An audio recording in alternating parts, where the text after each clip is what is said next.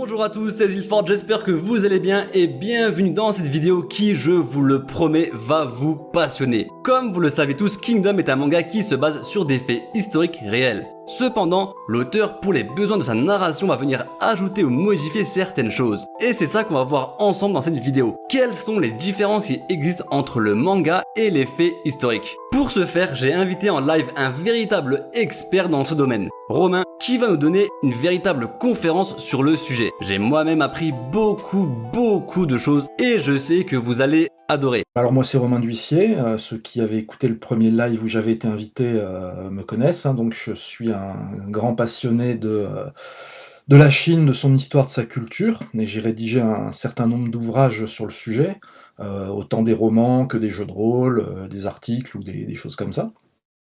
Et donc la Chine antique, ça a été, et l'unification de la Chine notamment, la dynastie Qin et tout ça, ça a été mon, on va dire, le premier travail professionnel que j'ai fait au sujet de la Chine. Donc un travail qui remonte déjà à plus de 15 ans maintenant, sous la forme d'un jeu de rôle qui s'appelait Qin, les royaumes combattants. Et voilà, du coup, un manga comme Kingdom, forcément, quand ça a commencé à sortir, ça pouvait que m'intéresser. Je me suis jeté dessus et je l'ai lu avec énormément de plaisir. Et puis, bah, c'était super intéressant, justement, en lisant ce manga, de voir la façon dont l'auteur,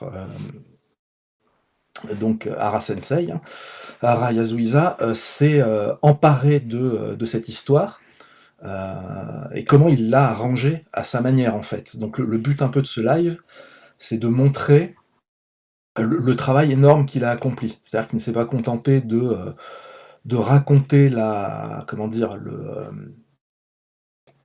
de se contenter d'aligner les événements, hein, comme il aurait pu le faire, mais il a vraiment fait un travail de fond pour rendre son manga bien plus crédible qu'il ne l'aurait été s'il avait suivi le chemin le plus simple. Pour ça, je vais pouvoir m'appuyer sur pas mal d'exemples, hein, de personnages, la façon dont il les a définis, des événements, la façon dont il les a tournés, pour montrer que c'est un homme d'une culture assez monstrueuse, hein, en tout cas sur le sujet de son manga. Il ne s'est pas contenté de se renseigner superficiellement, bien au contraire. Il est allé fouiller très loin, parce que des fois il met des choses en avant qui sont vraiment des controverses historiques entre historiens pointus, des choses comme ça, sur lesquelles il a dû effectuer pas mal de recherches pour savoir quoi en faire en fait dans son récit.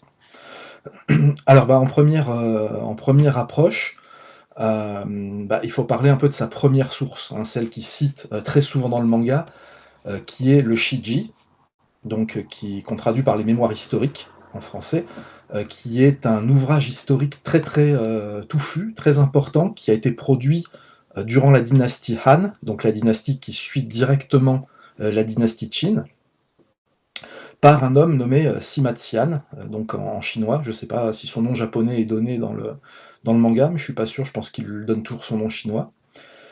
Alors le Shiji, c'est une somme historique très importante, mais dont il faut savoir elle a ses défauts et ses lacunes. Grosso modo, c'est la production d'un seul homme, en fait de deux, puisque ça a été commencé par le père de Sima Qian et ça a été ensuite terminé par lui-même. Donc c'est le point de vue d'une personne, d'un historien, sur l'histoire, en tout cas de la Chine, avant son ère, c'est-à-dire l'histoire antique en particulier. C'est une source très importante, mais on verra, je vous expliquerai, hein, notamment à travers leur personnage de Chine, que c'est une œuvre qui est assez biaisée. Grosso modo, quand il écrivait les récits, en se servant de chroniques historiques ainsi que les biographies des personnages importants, on voit qu'il avait quelques préférences. On voit dans la façon dont il rédigeait ses biographies, les détails qu'il pouvait donner, ou les points de vue qu'il pouvait apporter. On voit qu'il était un peu biaisé, qu'il avait ses chouchous et ceux qu'il appréciait peut-être moins. C'est quelque chose qui maintenant se ressent parce que, entre-temps, les historiens ont fait d'autres travaux, hein, d'autres chroniques des royaumes antiques ont été mises au jour, ce qui a permis de faire des recoupements. Et on voit que parfois, ce qu'on trouve dans les mémoires historiques, c'est un peu orienté, on va dire. Et surtout, c'est une œuvre qui a énormément de lacunes, puisque Simatsian, en fait, notamment sur la partie royaume combattant, parce qu'en fait, il raconte les 3000 ans de la Chine avant son ère, c'est-à-dire qu'il commence même à l'époque mythologique. Bon, si vous vous souvenez du dernier live avec moi, que j'avais évoqué avec les trois Augustes, la dynastie Xia qui est semi-mythique, mais lui, en grosso modo, il documentait tous ces trucs-là. Et puis quand il arrive un peu dans les royaumes combattants, dans les périodes qui nous intéressent, il se base sur des rapports, des chroniques historiques, des journaux qui étaient tenus par des généraux, des lettrés, des philosophes. Ce qui fait il rapporte des événements qui étaient rapportés par des personnes qui les ont vécus et qui eux-mêmes avaient leur propre biais. Mais surtout, c'est incomplet, puisque certains n'en ont pas laissé. Il ne peut raconter que ce à quoi il a eu accès. C'est pareil pour les biographies. Il peut nous donner la vie d'un personnage. Il a des biographies sur des personnages comme Hussein, Mobu, Moten, etc. Donc vraiment les généraux importants ou les hommes d'État très importants. Mais dans ses biographies, il donne pas forcément, il ne peut pas d'ailleurs, il ne peut pas nous décrire leur personnalité.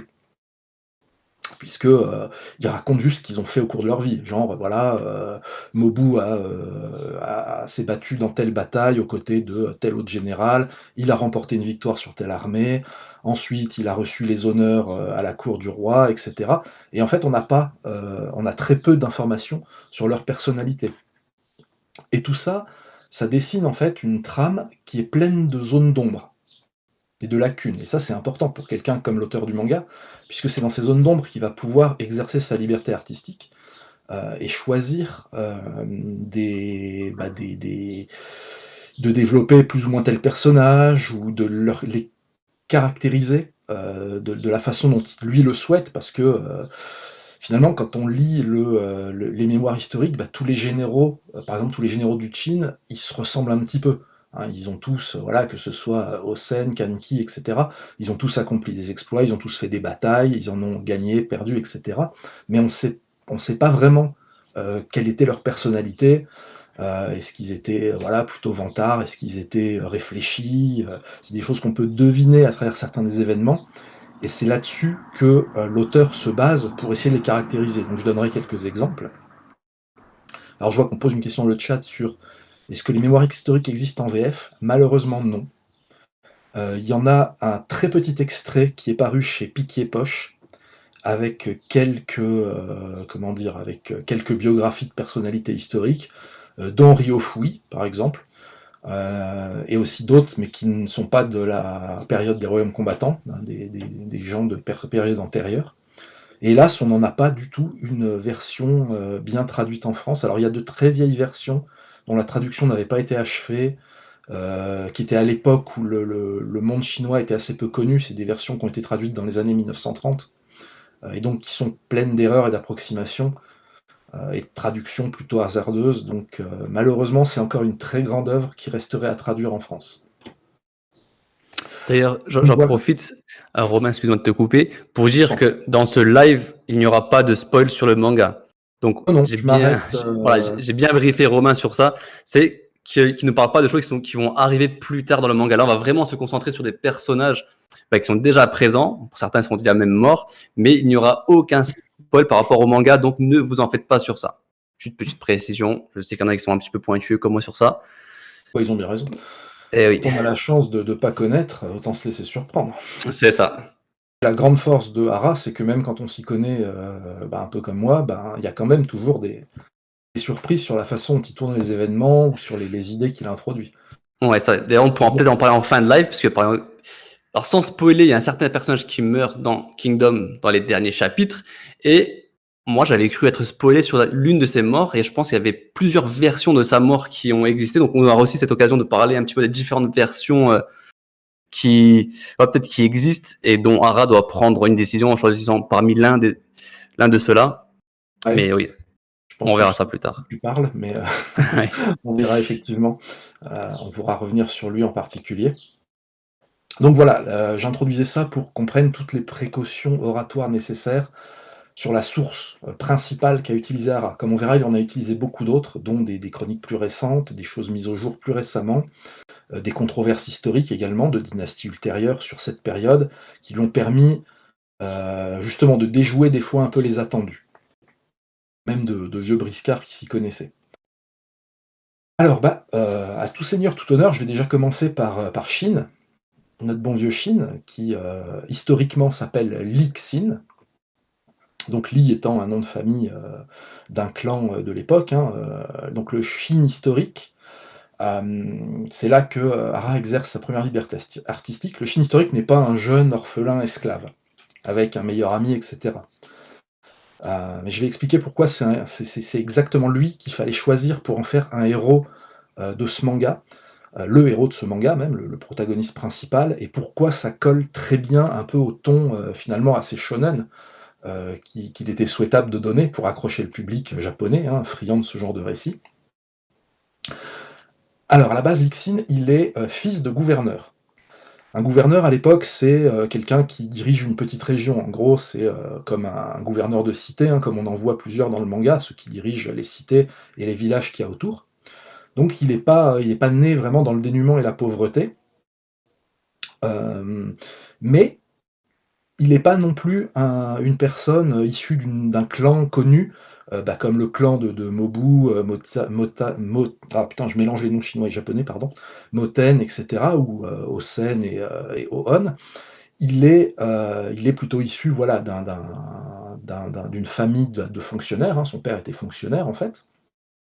Il avait sûrement accédé à sa position par son travail, comme c'était courant au Chine à l'époque. Pour ceux qui se souviennent du dernier live, le Chine avait une sorte de culture un peu de la méritocratie, de permettre aux gens de s'élever socialement par leur travail.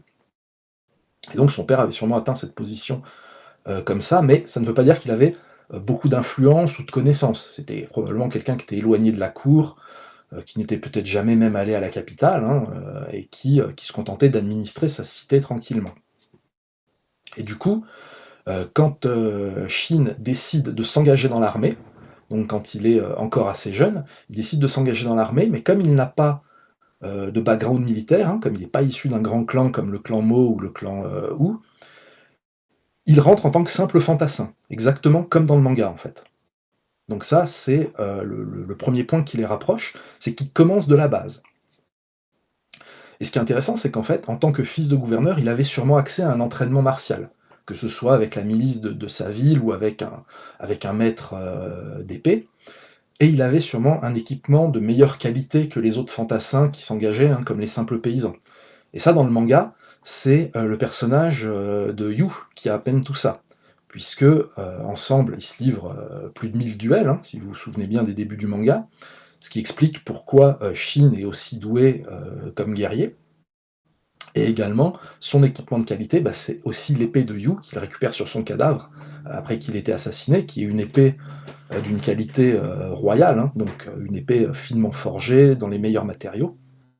Si vous vous souvenez aussi du dernier live en ma compagnie, je vous avais expliqué comment étaient forgées vraiment les épées de l'époque, hein, en fer chromé, capable de durer 2 millénaires sans une trace de rouille.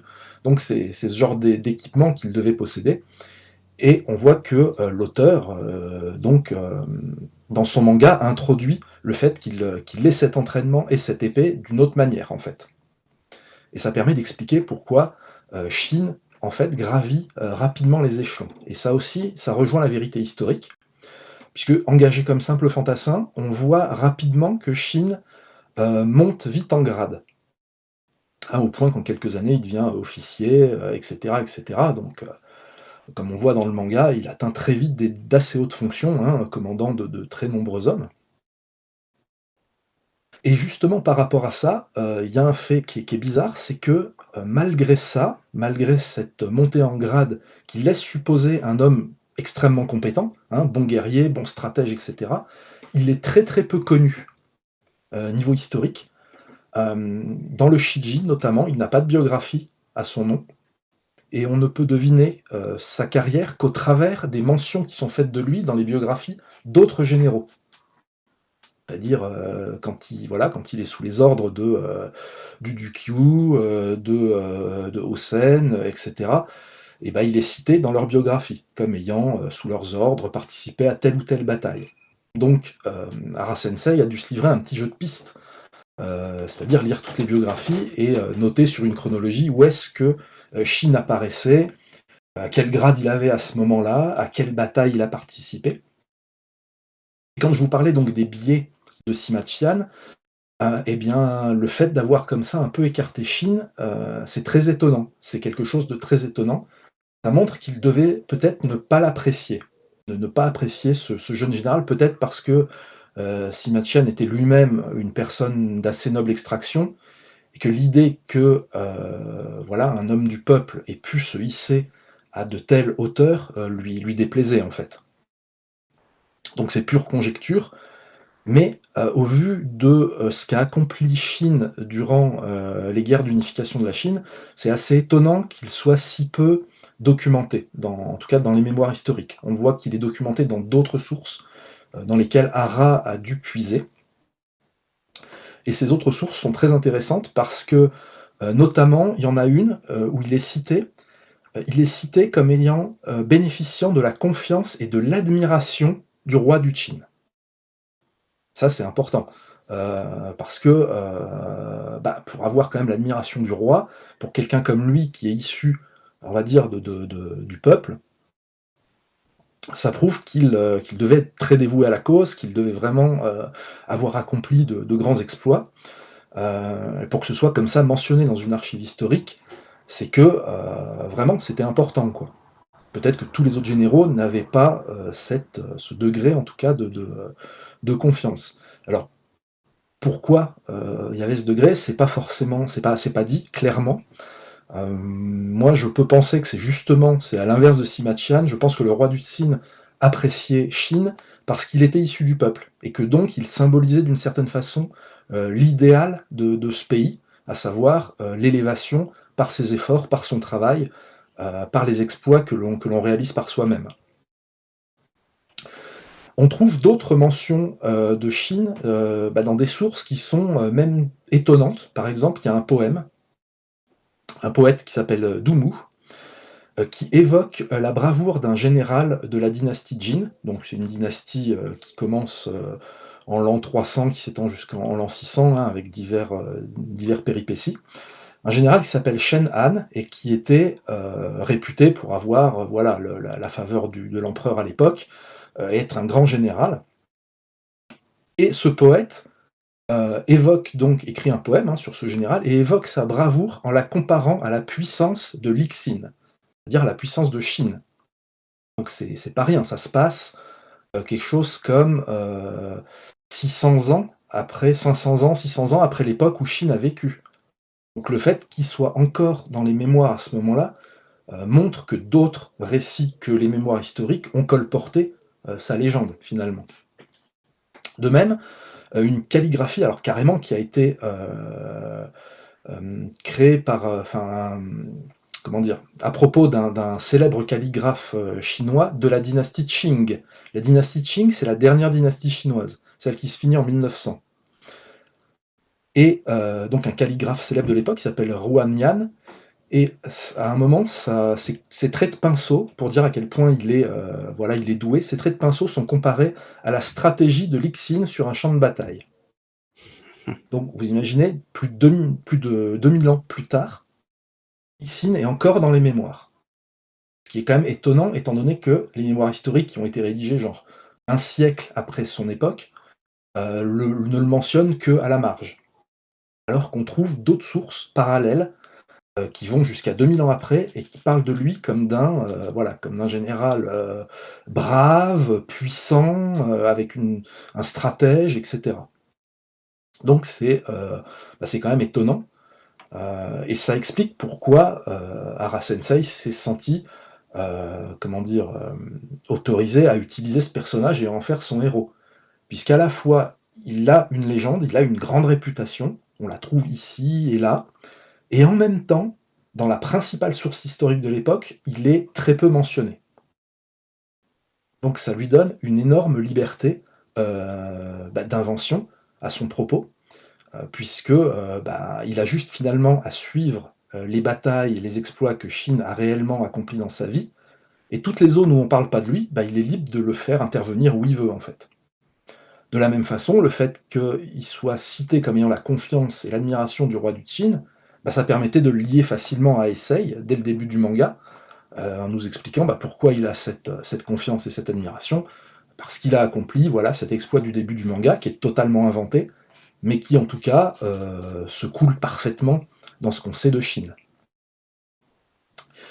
Le fait qu'il ait été d'abord un fantassin et qu'il ait gravi les échelons, bah, c'est l'idéal pour un héros de shonen, en fait. C'est vraiment, ça suit totalement le schéma. C'est le héros qui part de la base, avec, voilà, avec son épée, qui va sur le champ de bataille, et puis qui augmente en puissance petit à petit, qui se confronte à des adversaires, rivaux, et cetera, de plus en plus puissants, jusqu'à, voilà, jusqu'à aboutir au Shin qu'on connaît, hein, dans le manga, qui est devenu qui est déjà devenu un grand héros. Ouais, c'est ça. D'ailleurs, Hara, il avait dit que de base, le héros de son manga, ça devait être Sei, mais il s'est dit, je préfère avoir un personnage comme Shin qui se bat de bataille en bataille pour construire mon manga. Et je pense Ah oui, qu'effectivement, pour nous, c'est beaucoup plus intéressant d'avoir un Shin sur un champ de bataille et Sei sur le trône qu'un manga basé uniquement sur Sei.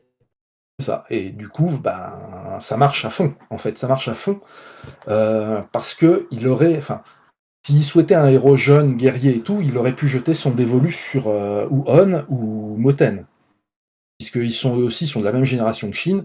C'est eux aussi de grands officiers de l'époque. Mais la différence, c'est qu'eux, ils sont pas issus du peuple. Ils sont tous les deux issus de clans militaires, voilà, d'où sont issus quand même, voilà, Won, il est de la même famille que, Usen, qui est son père, et que Uki, qui est, une sorte d'oncle lointain. De la même façon, bah, Muten, c'est le fils de Mubu, c'est le petit-fils de Mugu. Ça place un peu les mecs, quoi. Et ça aurait, de fait, ça aurait forcément moins bien marché avec eux, puisqu'ils sont déjà, favorisés. On sait qu'ils bénéficient d'un entraînement de pointe, ils ont le meilleur entraînement possible, ils ont des mentors, ils sont entourés d'officiers. Donc pour eux, c'était beaucoup plus facile. Donc le schéma un peu shonen aurait moins bien marché avec eux, comme on s'en doute. Donc voilà, bah, pour Shin, hein, déjà ça c'est le premier grand choix de Hara, choix extrêmement intelligent, vraiment de prendre ce héros qui se coule dans un moule shonen, qui en même temps est réputé ici et là, on voit que diverses sources le montrent comme étant quelqu'un d'assez extraordinaire, hein, pour son époque, et qui est assez peu documenté. En gros, on connaît sa légende et on connaît pas les détails de sa vie, à part quelques grosses batailles auxquelles il a participé. Mais du Donc coup, ça alors, permettait de broder. c'est qui parle de lui? C'est les États adverses qui parlent de lui? Est-ce que Zhao mentionne Shin dans ses écrits? Ah bah, c'est dur à dire, parce qu'à côté du Shiji, il y a eu d'autres chroniques historiques, hein, de l'époque, mais qui ont été moins connues parce que, Sima Qian, c'était l'historien officiel de la dynastie Han, en fait. C'était un protégé de l'empereur, il a un peu perdu ses faveurs à un moment, il les a regagnés, mais en gros, c'était l'historien de la cour. Et donc, les autres récits n'étaient pas aussi bien préservés que les siens. Lui, tout ce qu'il écrivait, c'était dans la bibliothèque impériale, c'était transmis de dynastie en dynastie, dans la capitale, voilà. Alors que d'autres récits historiques étaient peut-être moins préservés, on en a retrouvé des fragments. Comme je te dis, par exemple, le poème, bah, on sait pas pourquoi ce poète a fait cette. On ne sait pas qu'est-ce qu'il savait de Chine pour avoir comparé la bravoure de cet autre général à la puissance de Chine. Pourquoi est-ce que les critiques calligraphes ont dit de tel calligraphe que son pinceau était aussi subtil que la stratégie de Chine? On ne sait pas trop où est-ce qu'eux ont trouvé tout ça. Mais le fait est qu'ils l'ont dit. Donc ils avaient, eux, accès en tout cas à des sources bah, qui sont peut-être perdues depuis, mais qui témoignent quand même bah, que c'était un jeune héros particulièrement accompli, puisqu'il a laissé des traces quasiment 2000 ans après, quoi. Donc en gros, c'est ça, c'est cette dichotomie qui est super intéressante. C'est presque un personnage qui est plus connu par sa légende que par sa vie avérée. Même si on a quand même énormément de détails sur sa vie, hein. On sait quelle campagne il a participé, on sait quelle bataille il a faite, etc., etc. Mais il y avait suffisamment de zones d'ombre pour que Hara puisse jouer avec. Et c'est ça qui est vraiment intéressant. Donc voilà pour Shin. Alors s'il y a des questions ou des... Par exemple, là, il y a Tom Alors qui je donc, vois... donc aucune source ne l'évoque comme vainqueur, lui, en tant que général. Donc j'imagine que si, quand Alors, même. si, quand même. Il y a des choses que, même si Machian, même s'il ne l'appréciait pas, il ne pouvait pas passer sous silence. Alors, par contre, du coup, je ne vais pas en parler, parce que c'est du spoil, tout simplement. Voilà. Bah, de toute façon, je pense qu'on va pas prendre trop de questions sur Shin, parce que ça peut très vite partir en spoil. Donc on pourrait enchaîner sur le prochain personnage. Oui, alors bah, le prochain personnage, en fait, je fais un petit détour par Riboku, Allez, c'est parti. Limu de son nom chinois. Alors lui, c'est peut-être le personnage qui respecte le plus sa version historique. Alors Limu, contrairement à Alixine, on sent que Simatian l'aimait beaucoup, puisque sa biographie est extrêmement complète et détaillée. Lui, on sait à peu près toute sa vie. Donc c'était effectivement un grand général du Zhao, hein, mais il est plus vieux que ce que vous en voyez dans le manga. Enfin, en tout cas, que son apparence du manga laisse penser. On connaît pas sa date de naissance, mais on sait que sa première affectation en tant qu'officier au nord du Zhao, donc, hein, comme ils le disent dans le manga, c'était en moins 265. Donc moins 265, c'est la période des 6 grands généraux, hein, la période de Uki, de Hakuki, etc. Donc il était, on va dire, il était jeune officier à l'époque où eux étaient déjà des généraux chevronnés, ce qui veut dire qu'en gros, il pouvait peut-être avoir 20 ans en ce temps-là. Donc il serait né en moins 285, ce qui fait que la première fois qu'on le voit dans le manga, en gros c'est en moins 245, hein, il aurait une bonne quarantaine d'années. Donc ce qui peut être crédible avec son apparence, disons qu'il fait jeune peut-être, il a plus l'air d'avoir la trentaine, mais en gros il est déjà un général qui a une quarantaine d'années. Il est célèbre surtout à l'époque pour la défense qu'il a effectuée du nord du Zhao contre les Xiongnu. Exactement comme le manga nous le raconte, sauf que c'est justement entre moins 260 et moins 265 qu'il accomplit ces exploits-là, qu'il vainc les Xiongnu, qu'il les fait fuir loin au nord de la Mongolie, tellement il leur met une raclée. Alors que dans le manga, on voit que c'est Yotanwa, hein, qui a constaté ça, qui a constaté le massacre de la bataille qu'il a livré contre eux, et qui vient rapporter ça au Qin en moins 244, donc au moment de l'arc voilà, de la mort de Hoki et tout ça, la première fois qu'on voit Riboku, sûrement pour donner plus d'impact dramatique. Hein, ça aurait été un peu bizarre de dire ah oui, c'est Riboku, le mec qui a vaincu les Xiongnu il y a 20 ans, bon, on en a un peu rien à faire, alors que quand Yotanwa se rend compte de la façon dont il a mené cette bataille et vaincu une énorme armée de barbares, et qu'elle se dépêche d'aller prévenir le Qin, bon, on voit qu'il y a une intensité dramatique beaucoup plus importante. Donc ça, c'est encore un choix que Hara a fait et qui se défend parfaitement, hein, puisqu'il reprend un événement historique, il le déplace dans le temps pour rendre son manga, on va dire, plus frontal, pour lui donner plus d'impact. Et puis on voit que le pauvre Riboku, c'est quelqu'un dont la vie est une sorte d'éternel recommencement, puisqu'au début, quand il faisait la guerre contre les Xiongnu, il avait en gros, c'est un général défenseur, Riboku. Hein, on le voit d'ailleurs hein, dans le manga, c'est quelqu'un qui privilégie beaucoup la défense, qui en profite pour observer ses adversaires et qui ensuite leur sort une tactique de derrière les fagots pour les défaire. Et c'était le but qu'il avait contre les Xiongnu. Sauf que, à la cour du Zhao, les conseillers du roi trouvaient que sa tactique était une tactique de lâche. Hein, voilà, c'est comme ça qu'il la décrivait, puisque en gros, la tactique de Riboku, c'était de mettre des forts tout au long de la frontière nord du Zhao, d'attendre que les Xiongnu les attaquent, et d'avoir évacué ses hommes par avance, de laisser les Xiongnu s'épuiser sur des forts où il n'y avait presque plus personne, et de profiter ensuite de leur retraite pour les attaquer leur arrière-garde. Alors, d'ailleurs, je te coupe 2 secondes, désolé.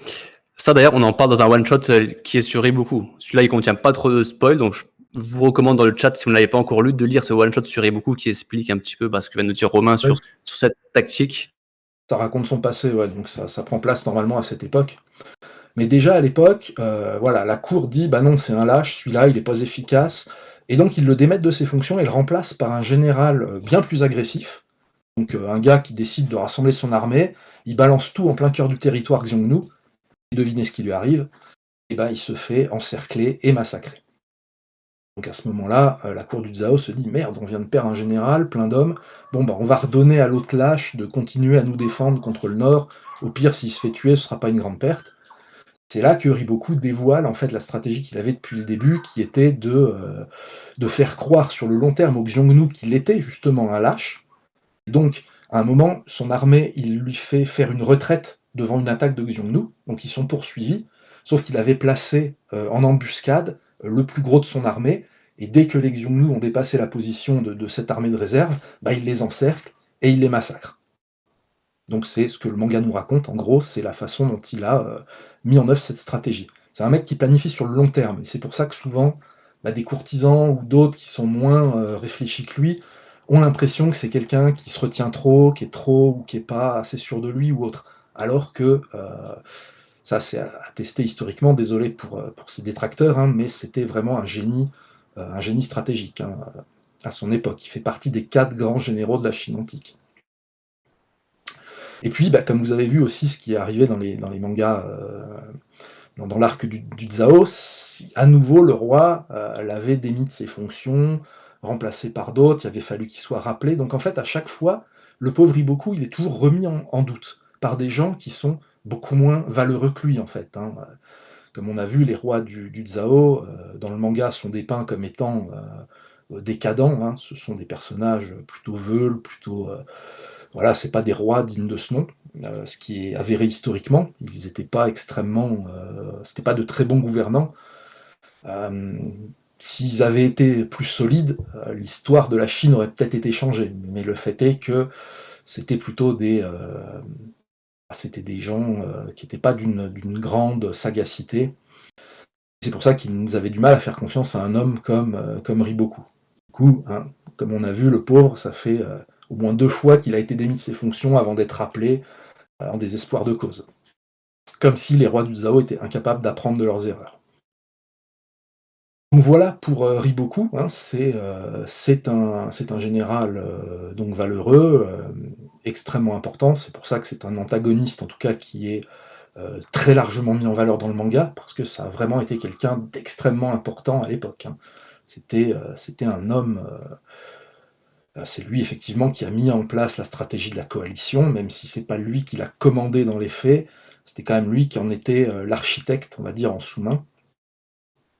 D'ailleurs, il me semble que c'était Huken dans les faits historiques qui commandait l'armée de Zhao lors de la coalition.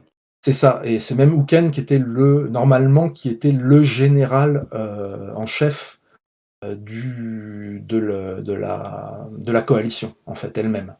C'était pas le premier ministre du Chu comme on le voit dans le manga, c'était Huken. Sur Huken, j'y reviendrai tout à l'heure justement parce qu'il fait partie de ces personnages où je sais pas exactement pourquoi l'auteur l'a fait tel qu'il est, parce que historiquement il est totalement différent, quoi. Mais j'ai une petite théorie à son sujet, vous me direz si elle vous semble entendable, mais bon. Donc voilà, pour Riboku, très proche du personnage historique. Normalement il est un peu plus vieux. Là où on en est dans le manga, bah, il a plus de 50 ans hein, maintenant, je pense. Donc il devrait peut-être avoir l'air un petit peu plus vieux, mais bon, je pense que Hara veut insister surtout sur son aura de grand général, plutôt normalement pacifiste, plutôt porté sur la défense, qui doit faire ce qu'il a à faire, mais qui préférerait lui vivre dans un royaume en paix. Donc lui donner cette apparence assez pure, c'est quelque chose qui s'entend bien, je trouve. Voilà en tout cas pour Riboku, s'il y a des grosses questions pour lui, n'hésitez pas.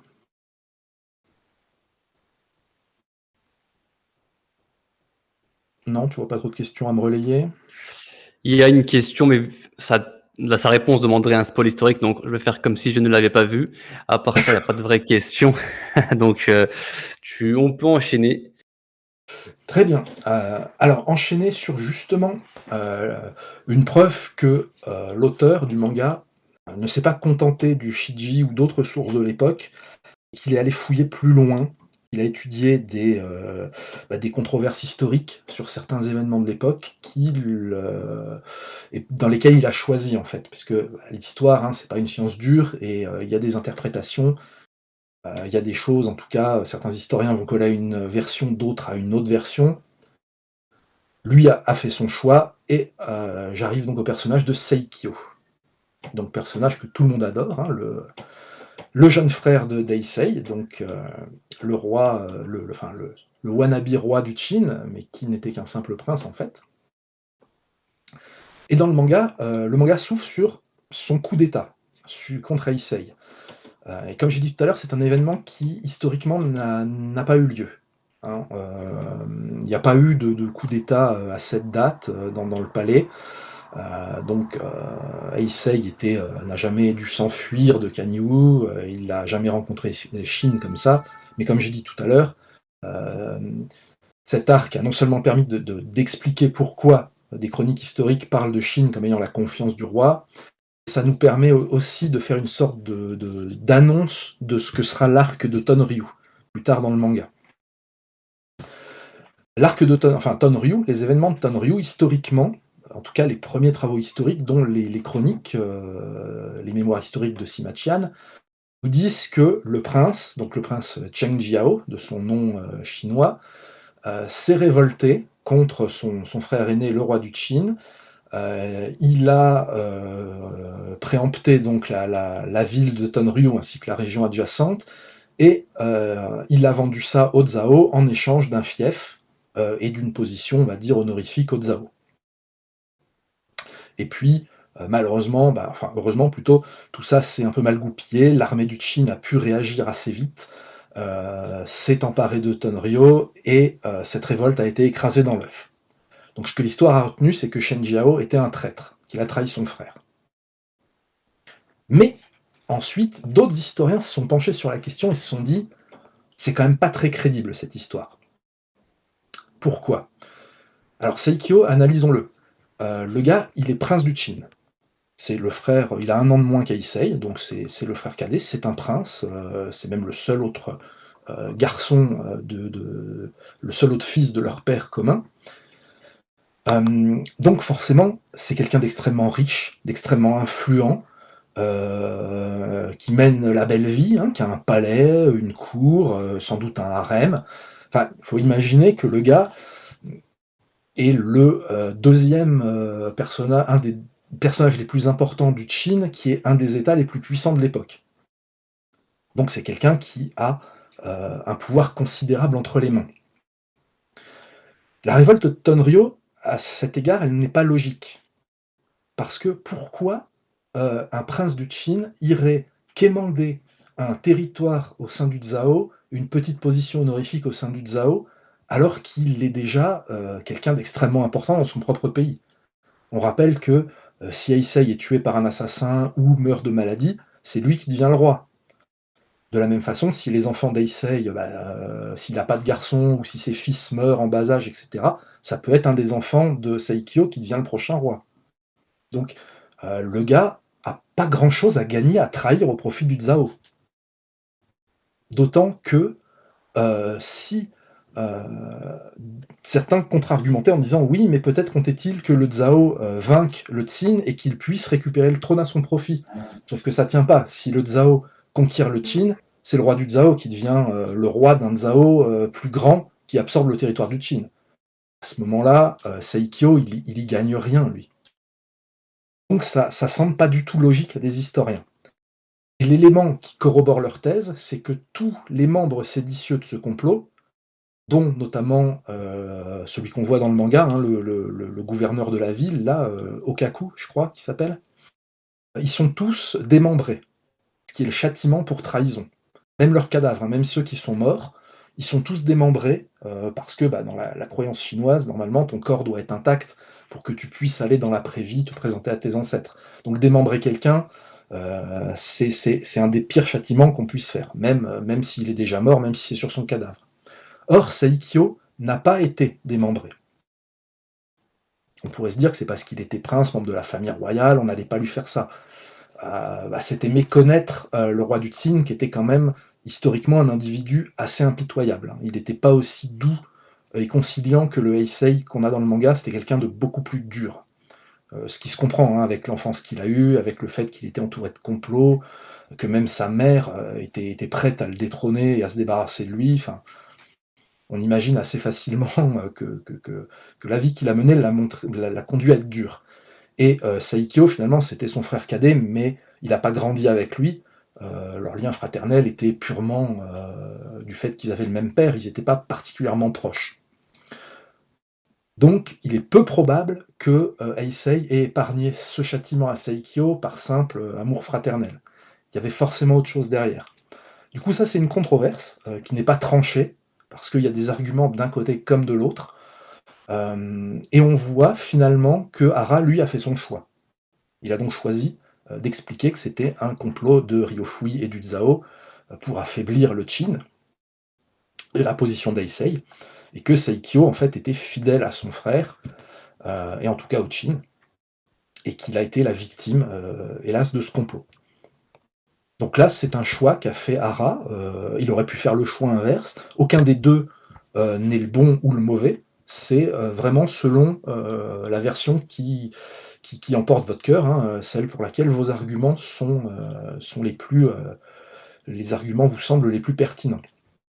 Et ce qui est intéressant, c'est qu'en montrant au début du manga Saikyo comme un individu l'ambitieux qui veut voler le trône à son frère, c'est qu'il donne une sorte de crédibilité à cet arc, en gros. C'est-à-dire qu'on peut douter des motivations de Saikyo à cause de ce premier arc du manga. Ça lui donne une ambiguïté supplémentaire qui est assez vite levée dans le manga, mais dans l'histoire elle-même, ça explique que les divers soutiens d'Heisei ou d'autres généraux pensent que Saikyo a vraiment trahi. Donc voilà, grosso modo, ça c'est une preuve que Hara ne s'est pas limité aux mémoires historiques, puisque les mémoires historiques font état de cette trahison et ne la remettent pas du tout en cause, mais qu'il est allé chercher beaucoup plus loin et qu'il a préparé son manga en amont, je reviendrai là-dessus, hein. Il a vraiment préparé son manga en amont pour pour crédibiliser les événements, les arcs les uns après les autres, et les personnages.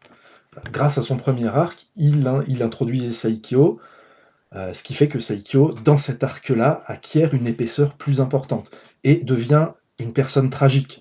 Vraiment, c'est le demi-frère qui finalement connaît sa rédemption, qui soutient finalement Heisei, mais qui, malheureusement, pris dans les tourments de cette époque et les complots de la cour, meurt déshonoré, en fait, malgré en fait ce qu'il voulait accomplir, malgré son revirement de personnalité, son désir de jouer un rôle dans la grande histoire de la Chine.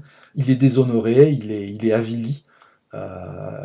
L'étiquette de traître n'est pas quelque chose de léger, hein, en Chine, et c'est tragique pour lui. Et ça rend vraiment son arc touchant, hein. Je l'ai relu vraiment récemment, justement, et le moment de sa mort, franchement, ça vous serre la gorge, hein, parce qu'on voit Ah, clairement, ouais. Là, on voit je pense le personnage de Seiko, c'est mon plus grand retournement de veste dans Kingdom. C'est un personnage qu'on forcément détestait tous lors de son introduction, et à la fin, on s'est pris, voilà, on était triste de sa mort, réellement. Donc, avec son épouse et tout ça, c'est ça, la mise en scène est sublime.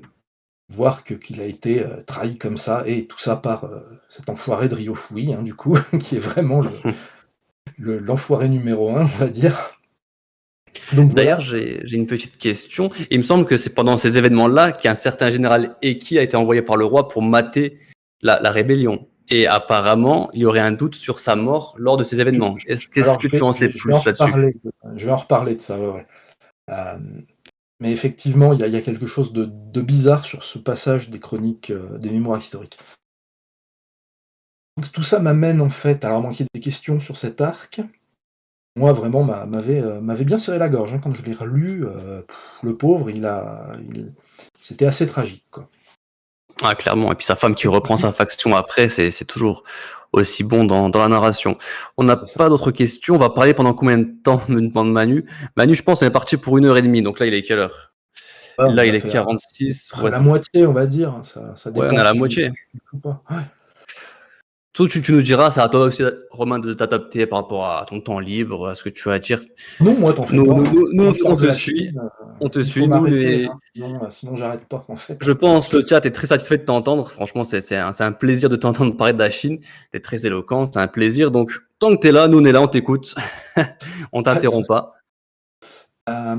Alors j'en arrive à justement, le travail en amont de la trame et des personnages du manga. Parce qu'un des éléments en fait, des chroniques, enfin des mémoires historiques, c'est qu'elles font popper des personnages, enfin des les personnages historiques donc, au moment où ils font quelque chose d'important. C'est-à-dire en gros, tu vas pas entendre parler d'un personnage parce qu'il aura, disons que ce qu'il aura fait n'aura pas été jugé assez important pour être rapporté ou ça aura été perdu, hein, ça c'est peut-être consigné dans les ouvrages qui ont été perdus et puis il y a un gros événement où ce personnage joue un rôle majeur et bam, il apparaît d'un coup et tu as l'impression de jamais en avoir entendu parler avant. Et ça, Hara, s'il avait suivi, on va dire les mémoires historiques sans faire un building de sa trame avant, et ben c'est ce qui se serait passé dans le manga et ça aurait été pas très crédible en fait. Alors je vais prendre quelques exemples pour vous expliquer le travail qu'il a pu faire. Alors peut-être que le plus marquant, surtout en ce moment avec le nouvel arc, Rishi. c'est le personnage de Tu, alors qui s'appelle Teng en chinois, et dont on peut avoir l'impression que c'est un personnage inventé, mais pas du tout. Il est cité dans la mémoire historique, à 3 ou 4 reprises, je crois seulement. Il n'a pas sa propre biographie, il est juste cité au cours d'événements, et il est cité la première fois au moment où on dit que le roi du Qin envoie une délégation diplomatique au Han pour voilà, établir certains liens, effectivement inviter le légiste Han Feizi. Alors je sais pas dans le manga quel nom japonais il a. Kanpishi, ils vont donner comme nom. Kanpishi, bon, bah, c'est Han Ouais. Feizi hein, en chinois. Et puis en profiter pour sonder les défenses voilà, de la capitale, histoire de préparer, hein, sans doute, on connaît les ambitions du Qin, de préparer une petite invasion derrière les fagots. Et Donc, c'est à ce attends, moment-là jusque-là, tout, on n'en parle pas du tout dans les faits historiques. où on n'en parle absolument jamais avant ça. Et il est cité comme étant gouverneur, hein, le gouverneur Teng, exactement. Il faut savoir qu'à l'époque, les gouverneurs, il y avait des gouverneurs civils, chaque région avait un gouverneur civil et un gouverneur militaire. Donc, le civil, c'était le mec qui récoltait les impôts, réglait les litiges, s'occupait des affaires. Et le militaire, bah, c'était souvent un général, c'était celui qui était en charge de la défense de la ville et de la région, comme on en voit souvent dans le manga, hein, c'est les responsables de la sécurité des villes quand elles sont attaquées, etc. Ouais, et donc, du Donc, coup, il n'a aucun lien avec Uki. Aucun. eh ben, sans doute pas. Alors on peut pas dire qu'il en a, on peut à la fois ni dire qu'il en avait, ni dire qu'il n'en avait pas, puisqu'on ne sait pas du tout. En tout cas, il n'était pas cité. Mais Hara, lui, il pouvait pas d'un coup arriver au tome 67, 60, enfin c'est quoi là? C'est le tome 70 peut-être qu'on devrait en être. 69, ouais. Ouais, 69, il peut pas arriver au tome 69 et nous balancer un mec qui a suffisamment de bouteilles, d'expérience et de confiance du roi pour être envoyé sur une telle mission. Ça, parce qu'il y a des fans qui s'inquiètent sur l'avenir de tout. Est-ce qu'il aura son moment de gloire et tout? Mais oui, il y aura quelque chose, il aura son Comme on moment, quoi. voit, là, il commence en tout cas à avoir son arc à lui, hein. Ça c'est évident, j'en dis pas plus, mais effectivement. Alors imaginez, vous, votre réaction de lecteur, si vous lisiez votre manga et qu'au bout de 70 tomes, vous ayez un personnage d'une telle importance, donc un type qui a le niveau d'un général, puisqu'on l'envoie au Han, comme ça, pour en sonder les défenses, sans doute dans le but, après, de l'envahir et tout ça. Vous feriez un peu la gueule, quoi. Vous vous diriez: «Mais pourquoi on m'a jamais parlé de ce mec-là? Pourquoi il n'était pas là pendant la coalition? Pourquoi il n'a pas participé à la campagne du Zhao s'il était si fort?» parce que ça paraît pas crédible, quoi. Du coup, bah, Hara, lui, qu'est-ce qu'il fait? Il se dit: «Bah, ce personnage, ainsi que plein d'autres, hein, je vais en citer quelques-uns, je vais l'introduire bien avant dans mon manga pour que ce soit crédible, que, au moment où il intervient dans l'histoire officielle, bah, je le fasse intervenir dans l'histoire du manga de la même façon, mais que le lecteur soit déjà familier avec lui et comprenne pourquoi c'est lui qu'on envoie». Donc effectivement, tout, il est introduit dès le début du manga. Je crois qu'il apparaît, dans le tome 1 ou 2, hein, un peu en arrière-plan. C'est super intéressant ce que tu dis, parce que moi, un peu dans les chapitres, j'ai l'impression qu'il disait, bah tiens, tout ça fait longtemps que je n'ai pas parlé de lui, bah je vais l'envoyer lui à Han, mais non, en fait, c'est quelque chose qui Non, est non, bien non. prévu en amont, c'est Bah, exceptionnel. c'était historiquement avéré, mais en tout cas, il nous a préparé à ce que tout soit un mec du niveau des 6 généraux actuels, etc., parce que c'était le bras droit d'Uki, qui était un des anciens grands généraux, parce qu'il a participé à pas mal de campagnes et de batailles, etc. Donc tout ce que vous voyez de tout avant le tome 69, en gros, c'est de la pure invention de Hara. Il profite du fait que l'histoire n'ait pas parlé de lui avant pour lui donner des exploits qui permettent de crédibiliser son intervention. Et c'est là où on se rend compte à quel point Hara est très grand. On se dit souvent que c'est facile de faire un très beau manga sur la Chine historique parce qu'on a beaucoup d'éléments historiques. Ah C'est bah pas non, totalement justement. faux, mais quand on voit les apports colossaux de Hara avec ses ajouts, mais on se dit, mais il a fait un travail, mais vraiment Et incroyable.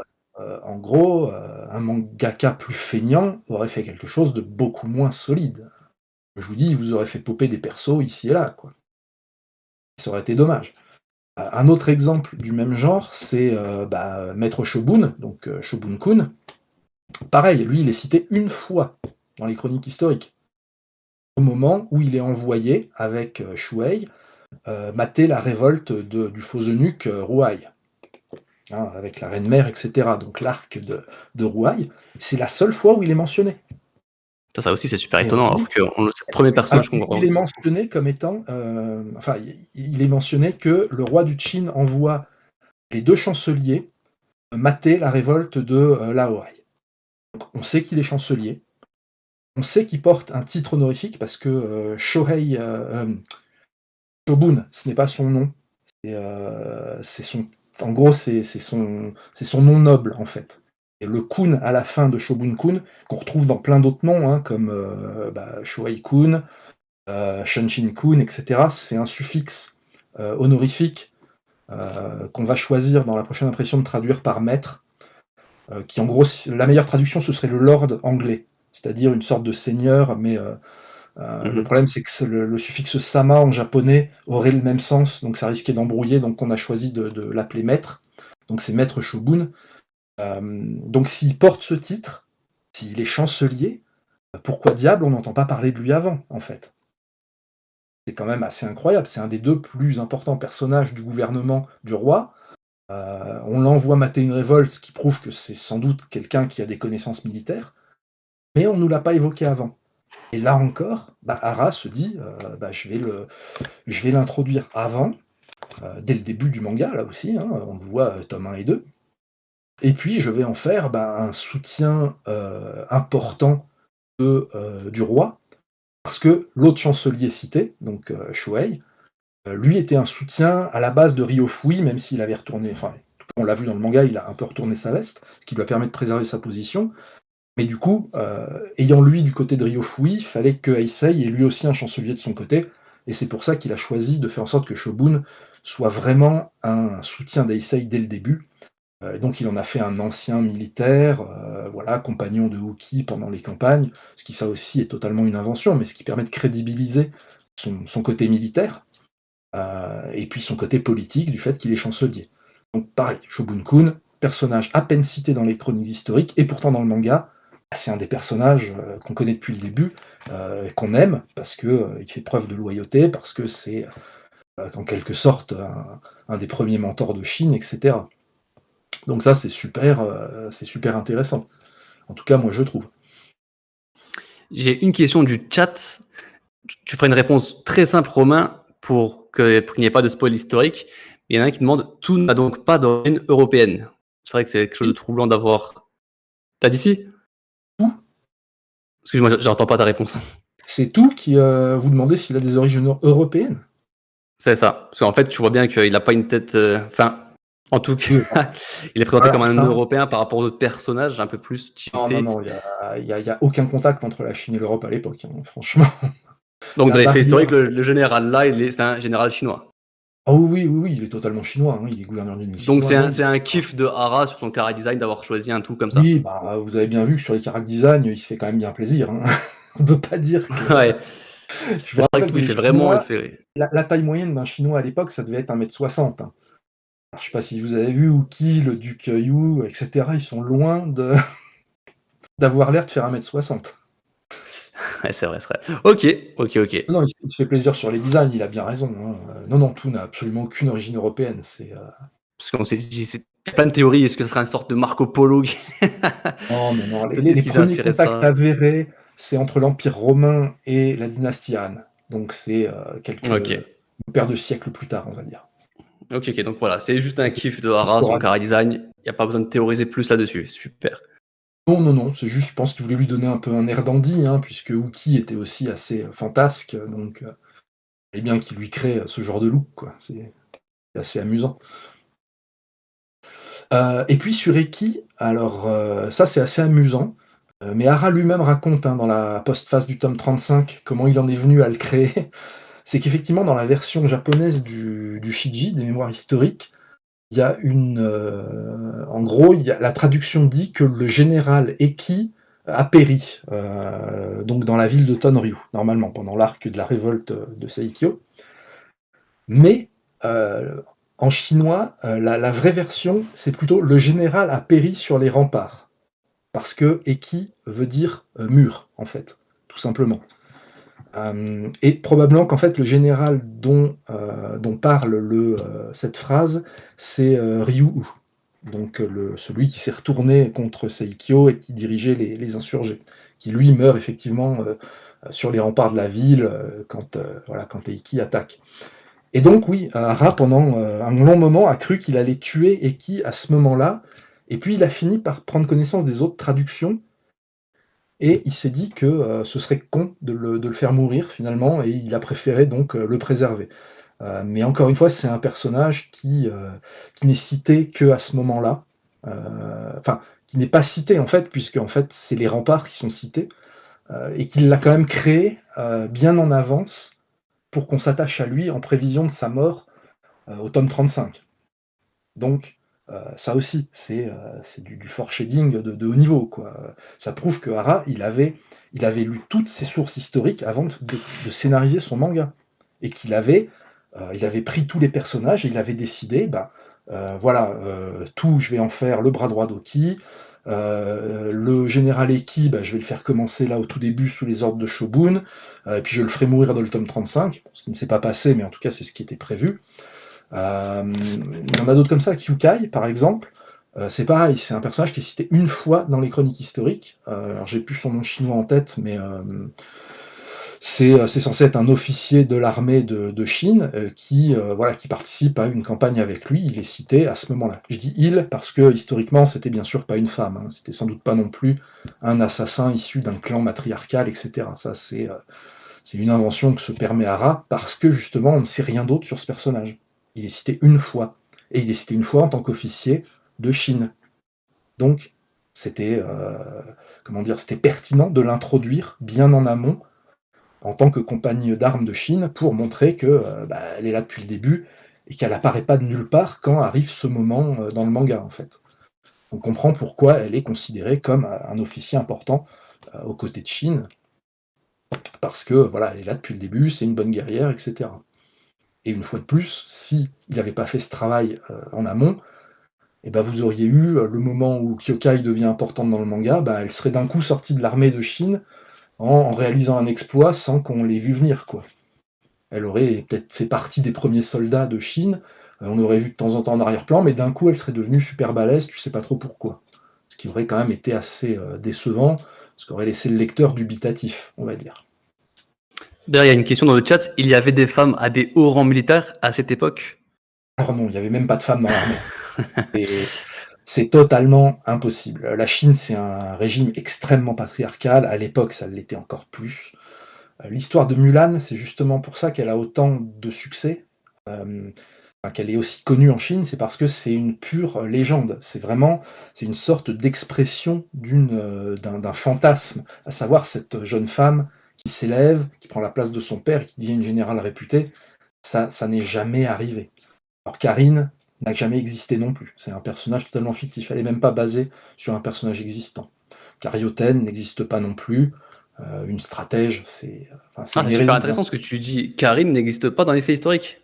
Non, non, non, Karine n'existe pas. Il n'y a pas de personnage historique qui pourrait lui correspondre. Elle connaît OK, assez bien les d'accord, généraux ouais. du Chu, et elle n'en faisait pas partie. Donc c'est vraiment, et on comprend, hein, fallait bien que Hara mette des femmes dans son récit, parce qu'à un moment, et qu'ils soient pas que les femmes du harem ou les trucs comme ça, parce que ça aurait été un petit peu. Ouais, mais tu sais, il aurait pu faire comme pour Yotama, par exemple, prendre un vrai général et puis le transformer en femme dans le manga. Oui, bah, c'est ce qu'il a fait pour Kyokai, du coup. Ouais, ouais, Effectivement, ouais. hein, effectivement, Yotanoi existait, mais c'était un homme, c'était un général du Qin aussi, dont on ne sait pas grand-chose non plus. Donc à nouveau, Hara pouvait exercer sa totale liberté sur C'est elle. pour ça, ça m'étonne un petit peu, parce que Karine, elle a quand même un rôle important dans le manga. Elle est Premier ministre, en plus d'être peut-être le deuxième grand général de Chu, donc ok. Je Ouais, note, ouais, je ouais, note. mais c'est parce qu'elle est peut-être la fusion de plusieurs autres personnages, hein, comme je dis, il s'est inspiré d'énormément de choses. Il a pu très bien avoir plusieurs petits généraux, décider de fusionner en un grand général comme elle, histoire de crédibiliser, d'apporter un personnage haut en couleur pour amener son récit qui soit un peu plus séduisant, on va dire, notamment auprès d'un public éventuellement féminin. Rappelons quand même que le personnage féminin le plus important, si on écartait ces générales féminisées, c'est quand même la reine-mère, la mère d'Essei. C'est pas vraiment un personnage très positif quand même. Donc il fallait en amener qui puisse montrer qu'il y avait aussi des femmes fortes, loyales, intelligentes, puissantes, etc. Et ça, enfin, c'est pas moi en tout cas qui vais lui jeter la pierre, parce que Kyukai, elle est absolument géniale, Karine, elle est super fun, Karyoten, elle est top aussi. Alors j'ai une théorie sur Karyoten, c'est que en fait, quand il a créé Shin, comme je vous ai dit, Shin, il était connu pour sa puissance, mais également pour sa stratégie, son sens de la stratégie. Or, le Shin du manga, on ne peut pas dire que ce soit trop le cas. En Pour tout cas, l'instant, pour le ouais. moment. Plutôt un gros bourrin fonceur.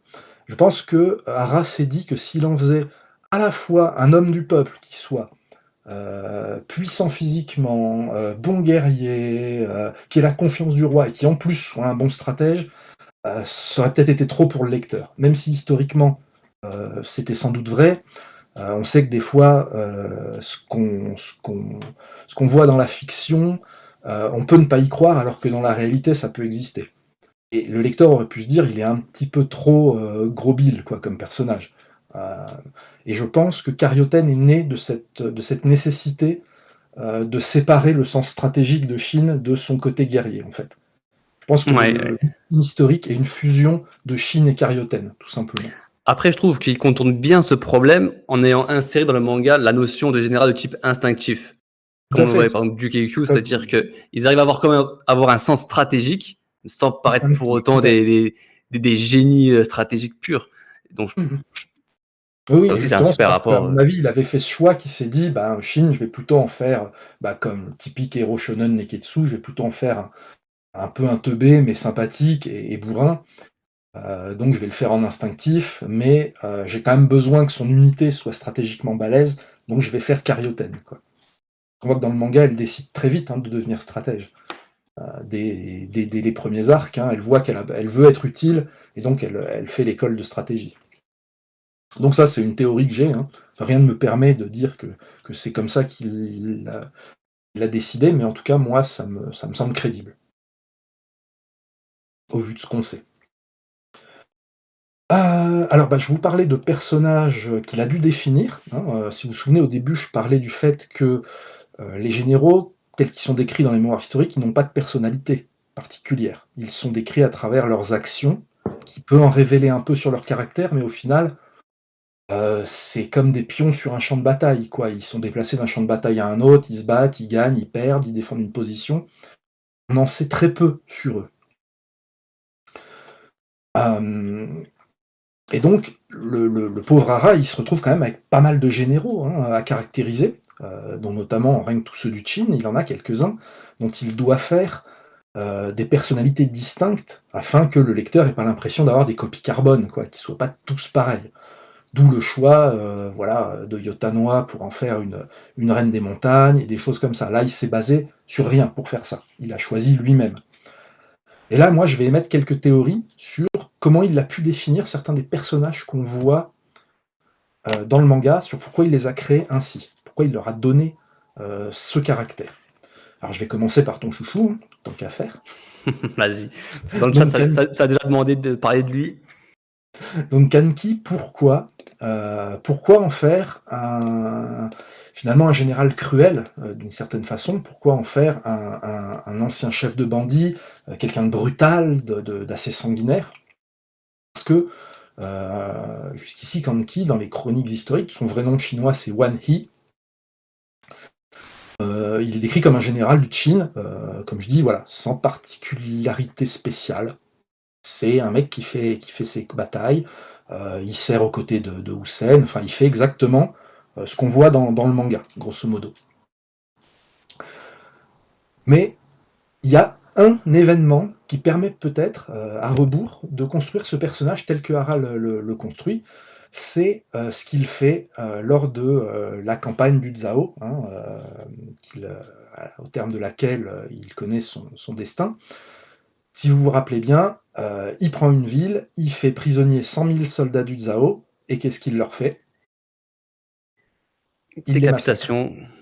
Voilà, il fait un massacre de masse. Quelque chose qu'on n'avait pas vu en Chine depuis la bataille de Shuai avec Akuki.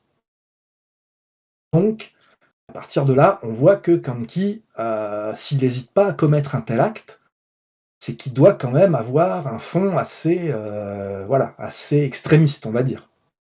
Et à partir de là, Hara se dit, bon, j'ai ce point-là, Kanki, je peux donc en faire un personnage borderline, quelqu'un d'assez violent, d'assez cruel, et il remonte petit à petit en se disant, mais un grand général du Qin cruel comme ça, j'ai déjà Akuki, dont j'ai un peu parlé, il faudrait que je puisse changer un peu cette idée, donc voilà, qu'est-ce que je pourrais faire? Il choisit d'en faire un ancien chef de brigand, qui se retrouve recruté par Mugu pour devenir général du Qin, parce qu'il est prometteur, parce que c'est un bon tacticien, etc. Donc à mon avis, c'est comme ça que Hara crée le Kanki tel qu'on le voit maintenant, et qui du coup se détache de la masse, en fait. On ne peut pas dire que ce soit un général qui ressemble à un autre. Il est vraiment particulier. Il y a une question dans le chat. Est-ce que Kanki et Hussein étaient vraiment des lieutenants de Mugu? Non, pas du tout. Non, non. Ok. Hussein était déjà un général, on va dire assez réputé à l'époque. Il fait lui aussi partie des 4 plus grands généraux de la Chine antique, donc il n'était pas le protégé d'un autre. Comme je dis, il fait partie du clan Wu quand même. Il avait quand même Wuki comme cousin lointain. Son propre fils était lui aussi un officier très prometteur. Donc c'est quelqu'un qui n'avait pas besoin du patronage d'un autre général pour se hisser au niveau où il était. Mais là encore, c'est une liberté qui peut s'expliquer, puisque c'est bien d'amener des personnages comme ça, de cette manière. Non, mais alors, une autre question, tu mentionnes les 4 généraux de cette époque, les 4 grands généraux de cette époque. Tu as mentionné donc Riboku. Qui sont les 3 autres, s'il te plaît? Alors, j'en avais parlé dans le premier live, si vous vous souvenez bien. C'est Riboku, Hussein, Akuki, malgré le massacre, ou à cause du massacre qu'il a commis, il est considéré comme un des plus grands généraux de cette époque. Et le dernier, c'est Renpa. Voilà. Du coup, oui, qui lui aussi, le manga n'exagère pas son rôle ou sa position. C'était un homme extrêmement puissant et doué. Et voilà, donc pour en revenir à Kanki, donc il avait un point dans les faits historiques, c'est qu'il avait fait un massacre de 100 000, et donc à partir de cet événement, il a construit tout le personnage autour, en fait. Parce que ce massacre est très important. C'est comme j'ai dit, ça n'avait pas été vu en Chine depuis ce qu'avait fait Akuki. Et en plus, il fait ça au Zhao, qui avait déjà subi ça. Donc c'est un acte très fort. Il faut quand même se dire que c'est le Kanki historique n'a pas dû faire ça au hasard. Je pense que son but, c'était de semer la terreur au Zhao, qui résistait un peu trop à l'invasion du Qin à l'époque.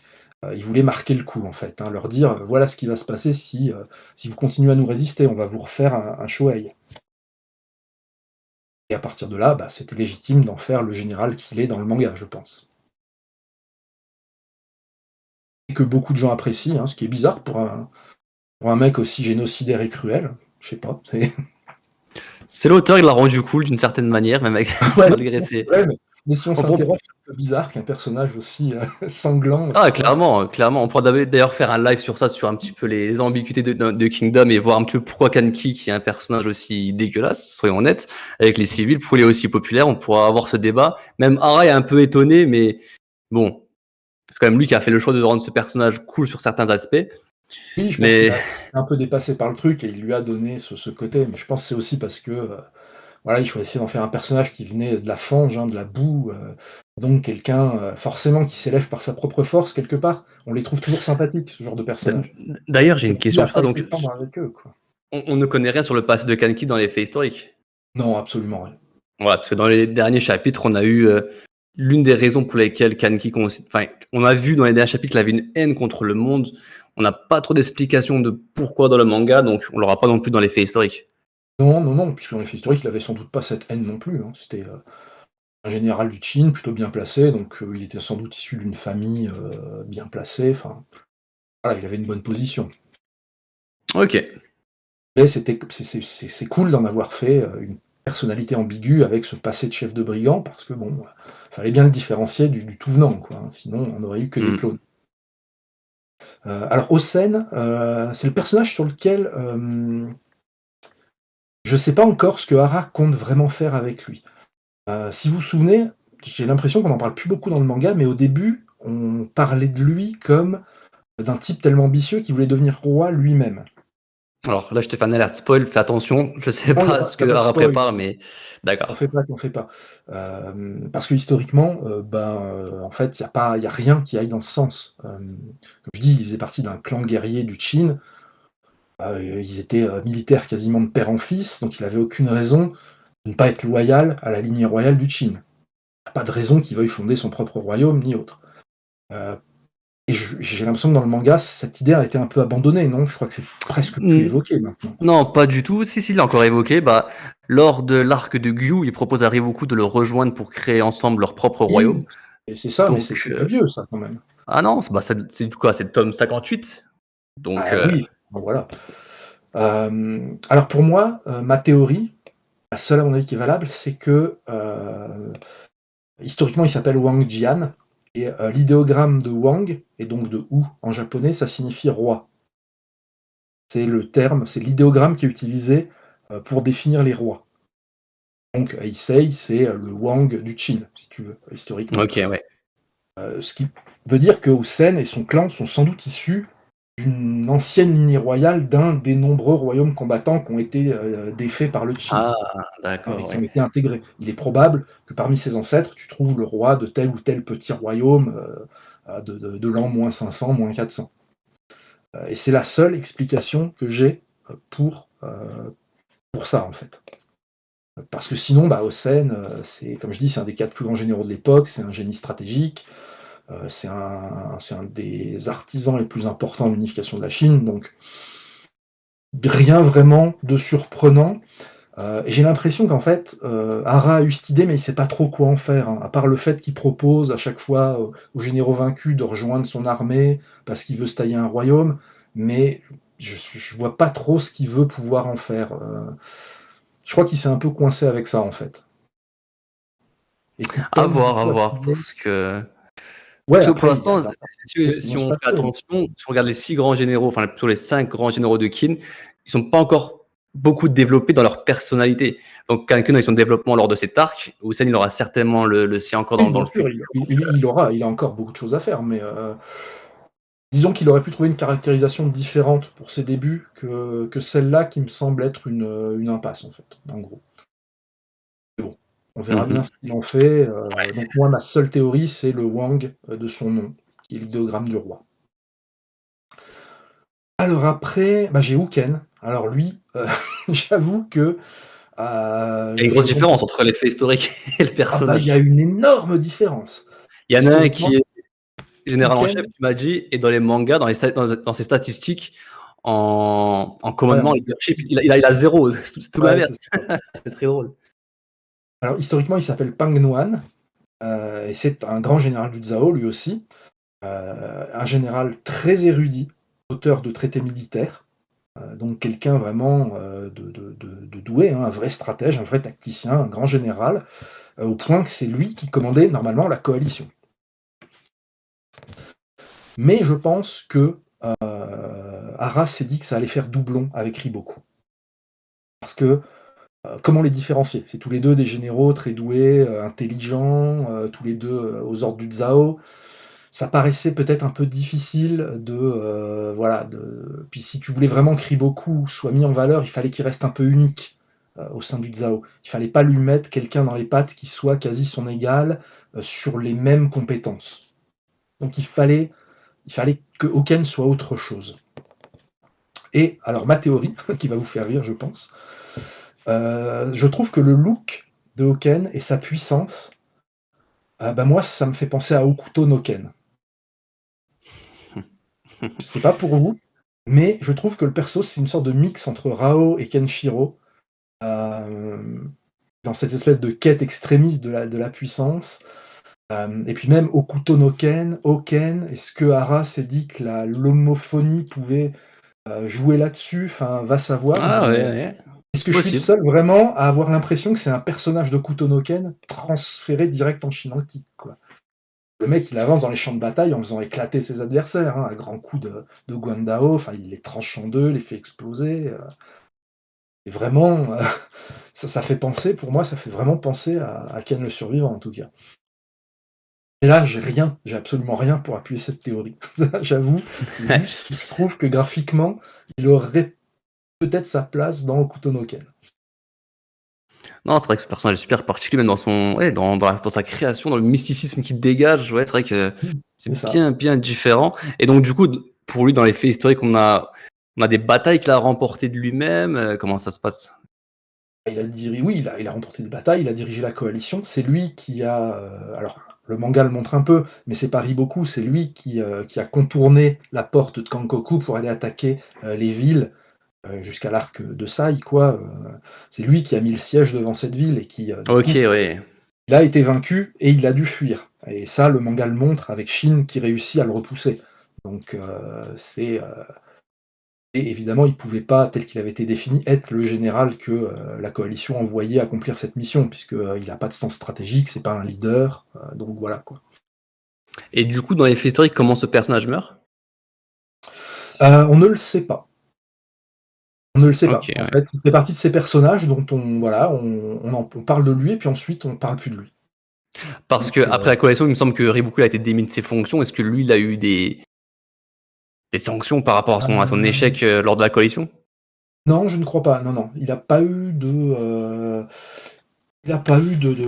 comment dire, il n'a pas été rétrogradé ou des choses comme ça. Il est resté général. Ok. Parce que c'était pas mal un érudit, hein. Il écrivait beaucoup de traités. Enfin, c'est comment dire, c'était un personnage assez particulier dans l'histoire. Ça aurait peut-être été intéressant si Hara avait trouvé un angle d'attaque qui permet de le garder tel quel sans en faire un rival de Riboku. Bon, il a préféré opter pour une autre voie et c'est tout à fait son droit, hein. D'ailleurs, tiens, je remets sa page et je lis que c'était également un pacifiste convaincu. Il estimait qu'il fallait d'abord employer la diplomatie et que la guerre n'était que la dernière des extrémités, quoi. C'est Ouais, donc pour vous Arrête s'est dire dit, le personnage là, je vais faire tout le contraire de ce qu'il était. ça, il s'est vraiment dit: «Je vais faire tout le contraire». C'est assez terrible et non, on n'a donc pas du tout on n'a pas sa date de naissance ni sa date de mort, en fait, hein. On sait qu'il a participé à telle ou telle bataille, donc effectivement, il a dirigé l'armée du Zhao contre le Qi après la coalition pour les punir, d'avoir tourné le dos à la coalition. Et puis voilà quoi, il a aussi fait les batailles au Yan, hein, tel que c'est montré dans le manga. Et puis voilà, c'est à peu près tout ce qu'on sait de lui. Alors, pour qu'il ait été le commandant chef de la coalition, on se doute que c'était quand même quelqu'un d'extrêmement doué, mais on ne connaît pas sa mort. Ouais. D'ailleurs, tu parles de Ian. Est-ce que Gekishin, on a des informations sur lui? Alors, Gekishin, Je sais qu'il y a des fans sur lui. c'est qui celui-là déjà? Gekishin, c'était un mercenaire qui était aux ordres du roi de Yan et qui s'est fait buter dans le manga par Uken, enfin par Ibuku Ah plutôt, oui, mais oui, oui, oui, oui. Oui, oui, oui, il a existé historiquement. Oui, oui, oui, tout à fait. Et son mentor aussi. Son mentor était vraiment un très très grand général Luyan. Donc son vraiment un mentor, personnage j'ai plus très son nom, mais oui, important. qu'on surnommait le dieu de la guerre. Ouais, qu'on surnomme aussi le dieu de la guerre, qui était vraiment un personnage extrêmement important à son époque. S'il était né dans un état un peu plus central, il aurait probablement un impact plus grand sur l'histoire de la Chine. Mais bon, le Yan était un état assez barbare, qui était plus préoccupé par lutter contre les nomades du Nord que contre les Gakuki, autres voilà. royaumes. Son nom dans le manga Gakuki. Merci Armistice. C'est ça. Donc Geki, oui, a existé, c'était effectivement un de ses officiers qui ensuite a été général en chef du Yan parce qu'il a pris sa succession, mais il était beaucoup moins bon. Effectivement, il est tué lors d'une bataille contre le Zhao. Donc on ne sait pas s'il a été tué en personne par Pang Nuan, mais c'était en tout cas, c'était Hoken en tout cas qui dirigeait la bataille. Ok, donc dans les faits réels, c'est bien Uken qui reste l'armée d'Uken qui bat bien l'armée de Genshin et Genshin lui-même. Ok. Tout à fait. Ça, c'est totalement, voilà, c'est un petit événement qui doit occuper 3 lignes, mais dont Hara a profité pour faire son build it, en tout cas. Voilà. Là, on voit très bien, il a reçu le commandement de l'armée du Yan dans une campagne contre le Zhao, mais le Yan a été défait par le général Pang Nuan. Et justement, ce Gekishin a ordonné d'attaquer de façon prématurée et est mort pendant la bataille. Ok. Donc, comme ça s'est passé dans le manga, là, il n'a pas utilisé trop de liberté, sauf qu'il a mis que c'était Riboku qui mettait en place la stratégie. Ce qui est normal, puisque c'est pas Uken qui allait le faire. Donc voilà pour eux. Après, j'avais un autre qui est assez étonnant aussi, moins connu, mais qui, je crois, est toujours en vie dans le manga. C'est Kuson Ryu, si vous voyez, un des généraux du Zhao. Un des généraux. Kusan Ryu, ça me dit rien. Il est borgne. Il a un assez Ok. il est borgne. Présent pendant l'arc de Gyu, là, avec Ouais, normalement, contre Yantanoa. ouais, il est présent dans pas mal d'arcs où le Zhao est Ok, impliqué. ouais, je vois. Le mec qu'on voit souvent en arrière-plan, on le voit même à la cour du Zhao de temps en temps. Alors normalement, historiquement, c'est pas un général, c'est un philosophe. Ah oui, ok. Étonnant. aussi. Donc pourquoi il en a fait un général? Je pense qu'il avait besoin de prendre des divers noms de gens du Zhao pour en faire des généraux. Puisque si les généraux du Tsin sont très connus, ceux du Zhao l'étaient un peu moins, et puis ils étaient tous dans l'ombre de Riboku et de Renpa. Donc il a trouvé ce personnage qui était un philosophe de la cour du Zhao, qui a écrit des traités qui sont parvenus jusqu'à nous d'ailleurs, et qui n'avait rien d'un général. Mais dans le manga, Kuson Ryu est quand même montré comme un général très stratège, en tout cas quelqu'un de compétent pour diriger des hommes, ce qui peut rejoindre ce côté intellectuel, on va dire. Ok, ouais. Niveau-là, voilà, c'était juste pour montrer que même sur des persos qui peuvent sembler mineurs, il a quand même fait vraiment un travail pour essayer de les trouver. De la même façon, quasi tous les officiers du Zhao que vous voyez, que ce soit Futei, Keisha, etc., ont existé historiquement, sont cités dans les mémoires historiques, mais ils sont cités à chaque fois en 1 ou 2 lignes. Ont combattu sous les ordres de Riboku, ont combattu sous les ordres de Pang Nuan, etc. Mais en tout cas, ils étaient... je veux dire, il a attrapé tous ces noms et il les a développés dans son manga, puisque dans les mémoires historiques, rien n'est dit sur eux, quoi, à part qu'ils étaient là, dans de telles batailles. Ensuite, il pouvait s'en servir un peu comme il voulait. Ça crédibilise son arrière-plan, puisque si tu cherches, tu vois que c'était vraiment des soldats, des militaires du Zhao. Alors, il me reste deux petits sujets à traiter, si vous n'êtes pas encore endormis, si je vous lasse pas. On est tous là, je pense qu'ils sont à fond dedans encore, t'inquiète pas. Le chat, dites-nous si vous êtes toujours là d'ailleurs, dites-lui. Dites-lui ce que vous pensez pour l'instant du live. Moi, je me régale, je sais pas vous. On est à fond. Le Kanki, je dors pas, t'inquiète. Masterclass, GOAT, nickel, c'est grave bien, un régal. Voilà, Romain, on boit tes paroles, On est là que pour très bien. Alors, Buvet, maintenant je m'attaque à Muten. Parce que sur ce personnage, c'est assez amusant. Hara a exercé sa liberté artistique tout en ayant conscience et en le disant au lecteur. C'est-à-dire que le lecteur qui connaît la vraie histoire se dit que c'est pas en fait, il peut pas se dire que Hara a fait une erreur, puisque Hara lui dit je sais quelle est la réalité historique de ce personnage, je te le dis, mais je choisis quand même de le mettre en scène de telle façon. Je vous explique comment.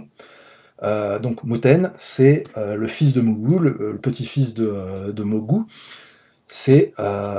Donc il est issu d'une famille assez prestigieuse, qui est normalement plutôt un clan militaire. On voit que son père, son grand-père sont des militaires, son petit frère est un stratège, ça aussi c'est vrai. Donc Meng-Yi, historiquement, je sais plus comment il s'appelle en japonais, Moki peut-être? Mookie. Mookie, Ouais, ouais. c'est ça. Mais Meng Tian, lui, il commence sa carrière en tant que fonctionnaire à la cour. C'est un Ah lettré, oui.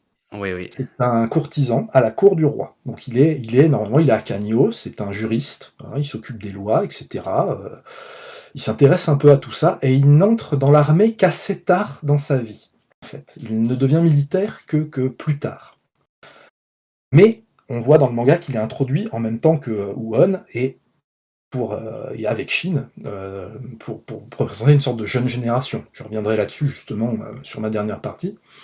Sauf que normalement, Muten, il devient militaire à un moment qui n'est pas encore arrivé dans le manga. Alors, c'est pas un spoil vu que dans le manga il est déjà là. Ça changera rien, quoi. Il est déjà un militaire, mais normalement il ne devient militaire que plus loin que là où vous en êtes, là où on en est dans le manga. Ok, Et ouais. jusque-là, il est fonctionnaire. Pendant tous les événements que vous avez lus, c'est un fonctionnaire compétent, intelligent, hein, qui fait sa place à la cour. Et ça, je ne sais pas si vous vous rappelez des premières apparitions de Muten. À un moment, un de ces hommes, parce qu'ils ont vu que Shin gueule, comme d'habitude, qui veut devenir le plus grand général sous les cieux, est un des hommes de Muten qui dit: Et vous, Seigneur, quelles sont vos ambitions? Puisque Muten, il a l'air un peu débonnaire, il est un peu présenté comme un peu un branleur, quoi. Et il se met à gueuler lui aussi que je veux devenir le plus grand général sous le ciel. Et puis la case d'après, il dit: non, je rigole, en fait, j'aurais préféré mener une vie tranquille de fonctionnaire. Et ça c'est Hara qui me dit, à moi, lecteur qui connaît l'histoire, je sais que Muten est censé être fonctionnaire à ce moment-là, hein, mais j'ai choisi d'en faire tout de suite un militaire pour diverses raisons, mais je sais qu'il est censé être fonctionnaire. Et d'ailleurs, sa tenue, hein, il a des belles tuniques en soie, brodées, etc. Il y a même un de ses adversaires qui se moque de lui à un moment là-dessus. On voit qu'il porte pas vraiment d'armure, qu'il est rarement en tenue militaire. C'est aussi un clin d'œil au fait que normalement le personnage est un courtisan qui est habillé de façon luxueuse et pas un militaire. Ça, je trouve ça, enfin, quand j'ai relu ce passage, j'avais un immense sourire parce que je me disais: ouais, ok, tu sais ce que tu fais, quoi. Oui, Tu d'ailleurs, sais exactement ce que tu fais. à la fin d'un des tomes, je sais plus lequel, il nous parle justement du fait que Muten, il a eu tous ses diplômes et qu'il était, je crois, même juriste au sein de C'est l'État ça. du Qin. C'était un juriste, ouais. Ouais. Donc, Mais ouais, donc, il devient militaire bien plus tard, à il un devient moment où on n'est pas militaire encore dans le plus tard. manga. Ok. Ce qui ne veut pas dire qu'il sera un mauvais militaire, hein, c'est au contraire même. Mais il n'est pas censé l'être à ce moment-là. Mais Et voilà. Alors, j'ai excuse-moi, encore je un te élément coupe. Vas-y, très vas-y. intéressant sur lui, c'est que quand Muten rejoint l'armée, c'est en tant qu'assistant du général Lixin. Donc, de Chine. C'est ça. Donc, il devient, quand il s'engage dans l'armée, donc en tant qu'officier, puisqu'il est issu d'un clan militaire, hein, il ne commence pas en tant qu'homme d'infanterie, il devient officier dans l'armée de Ah, c'est Chine, fou ça, même ouais. l'assistant de Chine. Et ça, dans le manga, ça explique pourquoi, dès le début, ils deviennent amis, que Moten est tout de suite très sympathique avec Shin, et qui sont finalement qui s'entendent bien, avec au contraire, avec le contraste avec Uon, qui lui est arrogant, un peu pet sec, etc., qui envoie tout le temps chier Shin, etc. C'est parce que l'auteur se dit, bah, il faut que je les rende amis, puisque historiquement, ils ont servi ensemble dans la même armée, Mais donc il faut qu'ils soient amis. c'est très intéressant ce que tu dis parce que du coup, Shin, dans les faits historiques, il était en avance sur Muten. Ah bah totalement, oui, oui, oui. Et moi, justement, dans les chapitres actuels, j'étais en train de me dire, ça me fait chier un petit peu que Shin passe devant Muten, enfin, par rapport au trio d'ailleurs, que Shin, vraiment, il enchaîne les grands exploits et qu'il laisse les Ouais, deux autres en arrière. Mais finalement, dans les faits historiques, Shin, du moins par rapport à Muten, il était déjà en avance. bah Ok. oui, et même plus qu'en avance, puisque Shin était déjà général, Muten n'était pas encore dans l'armée. Donc voilà. Ok, ok. Purée. Je pense que c'est pour ça qu'il a décidé que ce serait Muten qui serait ami avec Shin au lieu de Won, hein, parce qu'il aurait pu faire l'un ou l'autre en fait. Puisque dans ce trio, il fallait qu'il en ait un qui soit un peu celui qui fait la gueule, là, hein, celui qui est un petit peu le Sasuke ou autre de Kingdom. Et puis il fallait qu'il y en ait un qui soit pote avec Shin, hein, pour expliquer qu'ils combattent souvent ensemble, etc. En fait, tout ce que vous avez vu de Moten jusqu'à présent dans le manga, c'est de l'invention C'est de, de l'impro, oui. de Hara, parce qu'il avait besoin de faire ça. Et là encore, c'est un très bel ajout. De la même manière où il y avait le système des 6 généraux, bah, le système du petit trio qu'on a avec eux, il est super intéressant. C'est encore un très bon choix de Hara, finalement.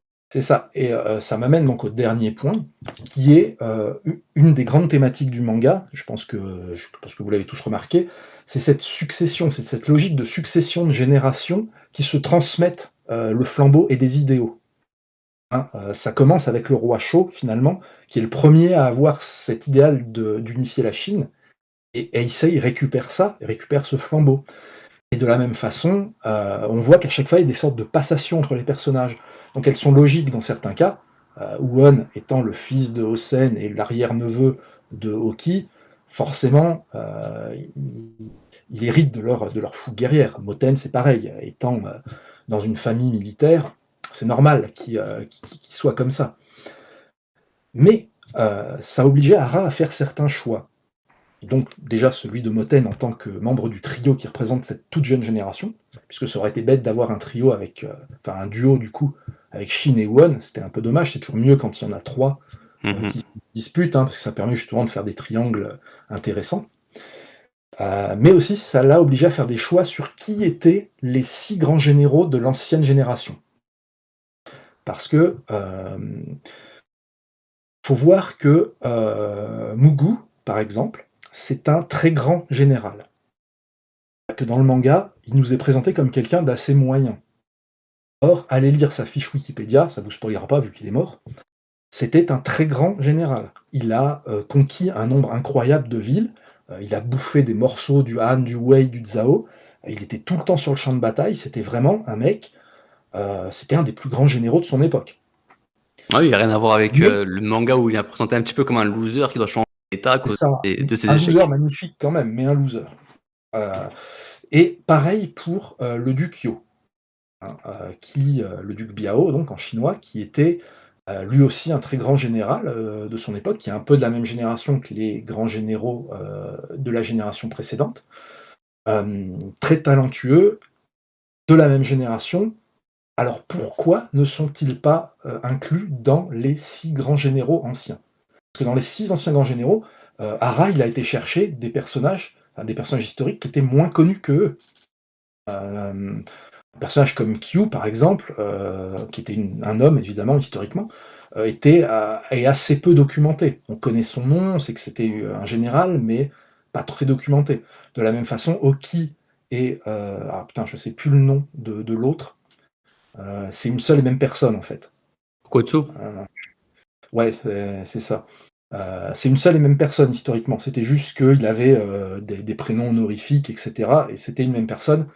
Hara le savait, mais il a choisi de le garder sous 2 personnes parce qu'il y a eu pas mal de controverses historiques sur cette question aussi, ça a été tranché assez tardivement. Maintenant on sait, on a la preuve que c'était le même personnage, mais grosso modo, il y a eu une ambiguïté qui a plané pendant quelques siècles. Donc il a choisi sciemment de faire ça pour avoir ces 6 grands généraux, parce que 6 c'est un nombre assez important, etc. Alors qu'il aurait pu prendre Mogo et le duc Yu, parce que c'était déjà des très grands généraux. Alors pourquoi il ne l'a pas fait? Tout simplement parce qu'il avait besoin que les 6 grands généraux, à l'exception de Uki, soient tous morts. Parce qu'il avait besoin que le flambeau de ces grands généraux soit transmis à la génération suivante, donc à Shin, et il ne lui restait que Uki.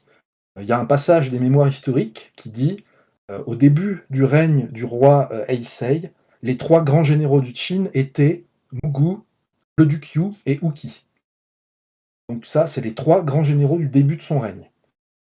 Parmi ces 3-là, il a choisi que ce soit Uki qui fasse partie de l'ancienne génération parce que c'est celui qui meurt le premier en fait. Il peut facilement transmettre la flamme rapidement au début du manga.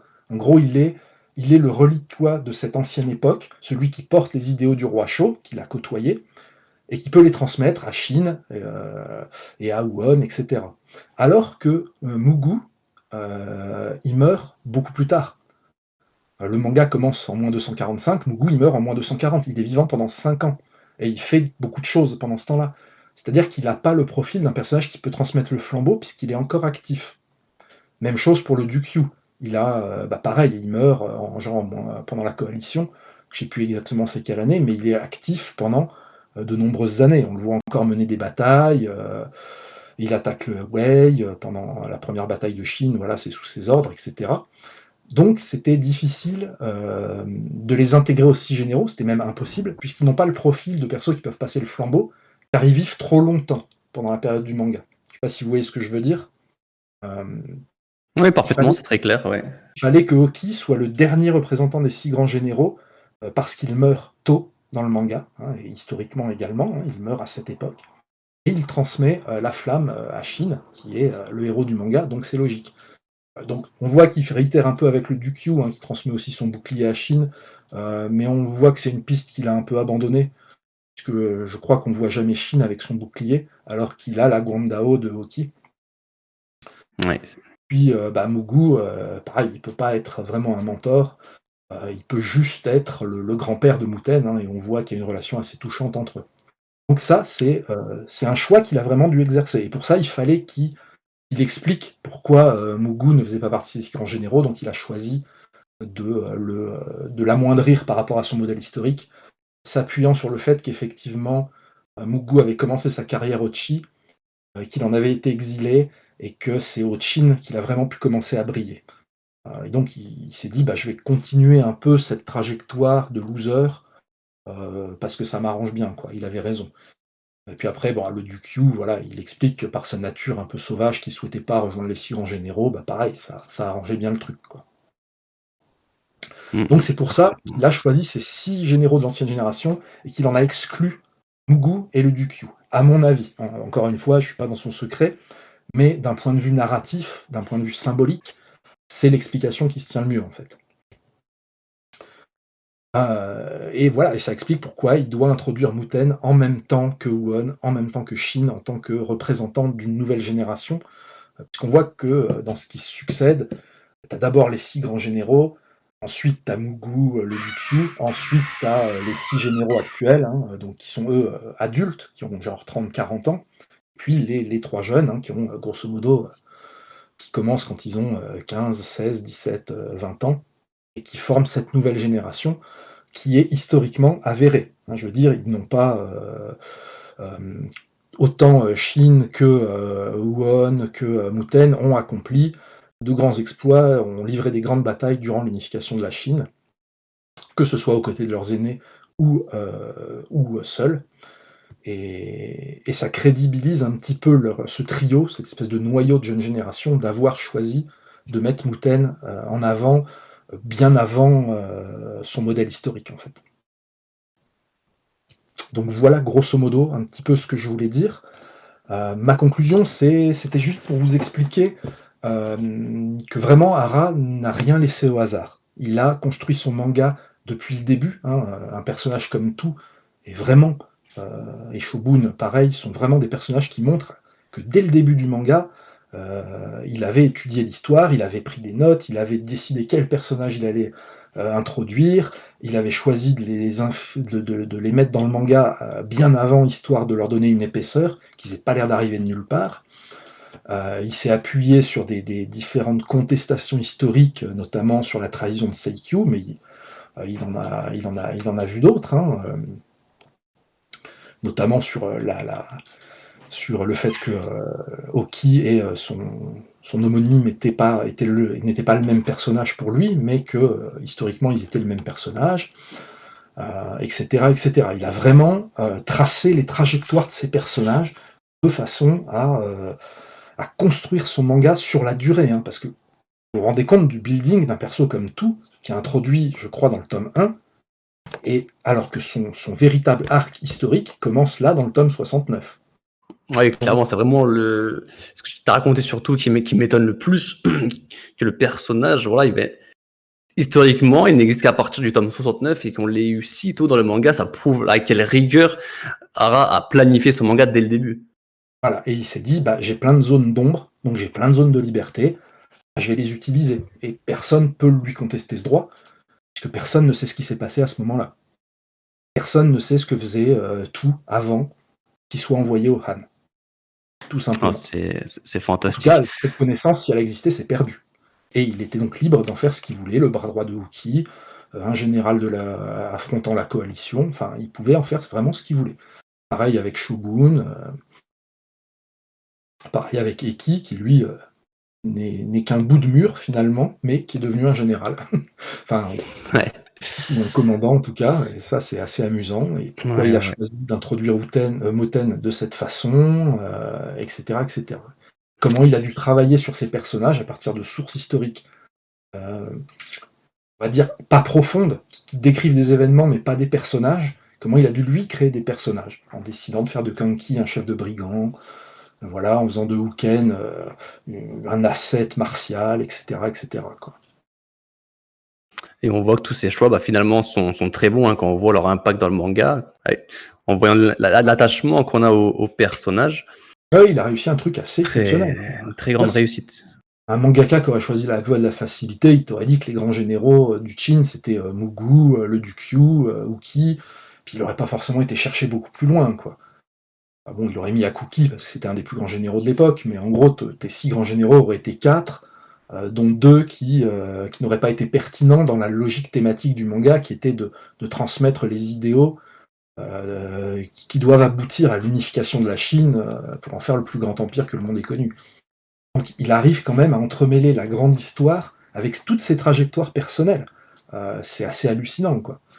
Alors certes, c'est un manga qui est sur la durée, qui dure longtemps, 70 tomes quasiment actuellement, et à mon avis, s'il en est à la moitié, ce serait beau. Mais ça vaut le coup. Je veux dire, ça vaut le coup de se plonger là-dedans parce que, ouais, on va rencontrer des personnages fabuleux, et puis on va apprendre des choses, parce que sur les grands événements, ils respectent totalement la trame historique. Et puis, même pour quand il respecte pas la trame historique, son travail de design, ses villes, ses décors, ses vêtements, ses armes, les accessoires, il a fait un travail de documentation qu'on peine à imaginer, je pense, pour créer son manga. Et Non, à mon avis, en ouais. tant qu'autodidacte, c'est un historien de très haut niveau. Je veux dire, c'est quelqu'un qui est l'équivalent d'une maîtrise en histoire, voire plus, sur ce sujet-là. Sachant qu'en plus, c'est un mangaka autodidacte, qui n'a pas du tout fait d'études, de dessin ou de choses comme ça. Oui, c'est ça, il a commencé sa carrière de mangaka très tard, 30 ans. Ouais, c'est ça, et en n'ayant pas du tout le background de dessinateur, quoi. Et pourtant, il arrive à pondre cette œuvre. Donc, je pense que ce gars est quand même assez un génie. Moi, j'aimerais que Kingdom ait beaucoup plus de succès en France, parce que pour moi, c'est un manga qui a rien à envier au rouleau compresseur comme One Piece, par exemple. Enfin, pour moi, on est largement à ce niveau-là. Ah, je te rejoins totalement. Romain, ce que je te propose, c'est qu'on va être sur la fin du live, c'est qu'on fasse une session questions-réponses de 5 minutes, Hmm. et puis après, on va clôturer doucement ce live qui était, à ma foi, super intéressant. Donc, je commence par la question de Armistice. Pour revenir à Gakuki, a-t-il vraiment mené une première coalition contre Chi? Alors, oui, oui, oui, oui. À son époque, il l'a effectivement fait parce que le Qi était très très puissant. À une époque, le Qi était vraiment un des états les plus puissants. Donc, Gakuki, qui s'appelait Yuei en chinois, et qui était le seigneur de Shangguo. Donc, il aurait porté un titre comme Shogun-kun. Il aurait pu s'appeler Shangguo-kun dans le manga. Donc c'était un grand militaire durant Lian, comme je vous ai dit, c'était un des plus grands généraux de son époque. Alors on est largement avant la période du manga. Et il a effectivement passé une alliance avec plusieurs États. Alors de tête, je crois que c'était presque tous, ouais, presque tous, je crois en fait. C'était une des premières grosses coalitions pour attaquer le Qi. Parce que le Qi était à cette époque un pays très très puissant, beaucoup plus qu'on ne le voit dans le manga. Il était beaucoup plus grand, il bouffait pas mal sur le Chu, sur le Yan, etc. Et il posait en fait la même menace que le Qin à l'époque. C'est pas pour rien que c'est les deux États qui ont attiré contre eux une coalition des autres, parce que les deux étaient une grosse menace. Et contrairement au Qin, le Qi a été vaincu par cette coalition. Le roi a été détrôné, de nombreuses cités du Qi ont été prises, que ce soit par le Chu ou le Yan, et le Qi s'est retrouvé réduit à ce petit État sur cette espèce de péninsule, et il n'a jamais réussi à redevenir le pays puissant qu'il était. Donc oui, il y a bien Alors, eu cette, oui. il y a bien eu cette coalition. Il y en a eu d'autres, hein, des coalitions. Chine avait déjà eu affaire à une petite coalition plus tôt dans son histoire. Il y avait déjà le Zhao, le Wei et puis un petit État qui n'existe plus à l'époque du manga qui s'appelait le Xilin, je crois. Donc c'était quelque chose qui arrivait de temps en temps, hein, des coalitions comme ça. Question suivante, Romain. Est-ce que tu as remarqué des dissonances importantes entre l'histoire réelle et celle du manga que tu ne saurais pas expliquer? Ah, des grosses dissonances, non. Il respecte vraiment très bien les événements historiques. D'ailleurs, à chaque fois qu'il termine un arc important, il cite les mémoires historiques pour crédibiliser son œuvre. Après, c'est ses choix sur des personnages. J'ai pas toutes les clés de son esprit. J'ai essayé d'expliquer pourquoi peut-être Kanki était ainsi. Après, sur un personnage comme Muken, je reste assez. Voilà, je suis comme une poule avec un couteau. Je sais pas pourquoi il l'a fait tel quel. Là, j'avoue que j'ai un peu de mal à comprendre exactement pourquoi il l'a fait tel qu'il est.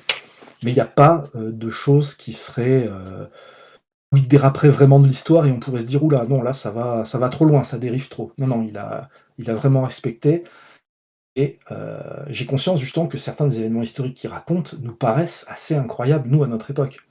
Vous vous souvenez que je vous racontais que à la première live, l'eunuque, le faux eunuque Rouaille, était connu à l'époque, et ça c'est dans les mémoires historiques, pour être capable de soulever une roue de chariot avec son pénis. Et que c'est pour ça que Ryofui l'avait introduit dans le harem pour qu'il satisfasse les appétits lubriques de la reine mère. Et ça, c'est écrit dans l'histoire, quoi. Je veux dire, ce mec, il est connu Il est rentré plus dans de 1000 l'histoire. ans plus tard parce qu'il avait un pénis énorme. Bon, Ah, c'est fou. c'est tout. Et ça, c'est vrai. Donc j'imagine les gens qui s'en doutent pas et qui lisent le manga, ils doivent se dire, c'est n'importe quoi, ça. Et pourtant, c'était comme ça.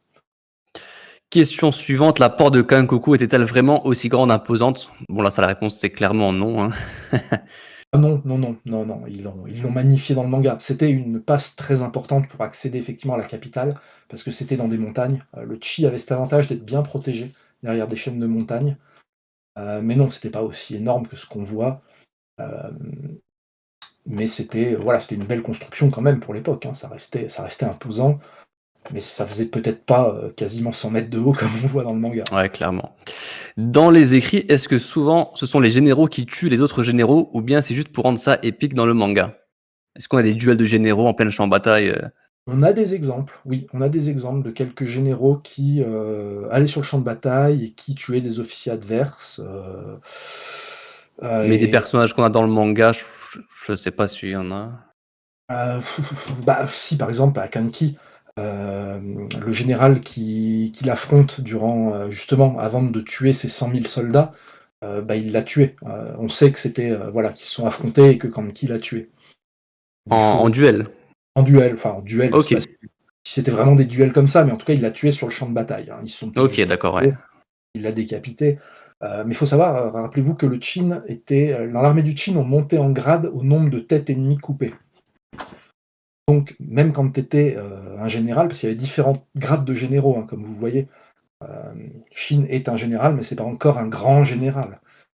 Euh, Est-ce que tu peux préciser ce que tu es en train de dire? C'est super intéressant. Sur en le fait qu'il gros, faut un certain nombre de crânes pour, voilà.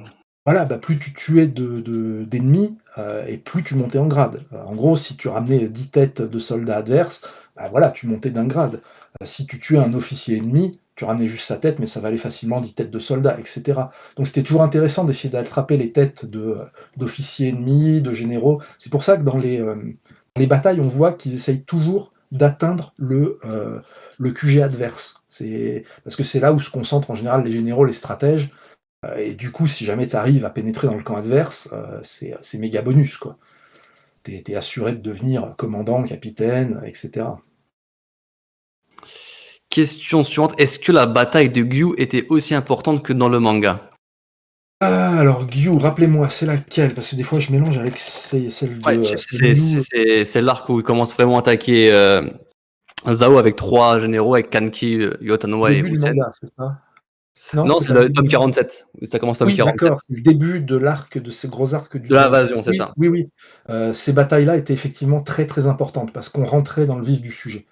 Jusqu'ici, on était quand même dans des escarmouches très frontalières. Et la coalition grosso modo, a décidé le Qin à défoncer la gueule des autres. En gros, ils se sont dit: «Bah, c'est bon, quoi. Ils se sont alliés contre nous comme ça. On avait déjà l'intention de les ratiboiser pour unifier la Chine et là, on va leur mettre un bon coup». Surtout que Heisei s'était débarrassé de ses principaux, obstacles.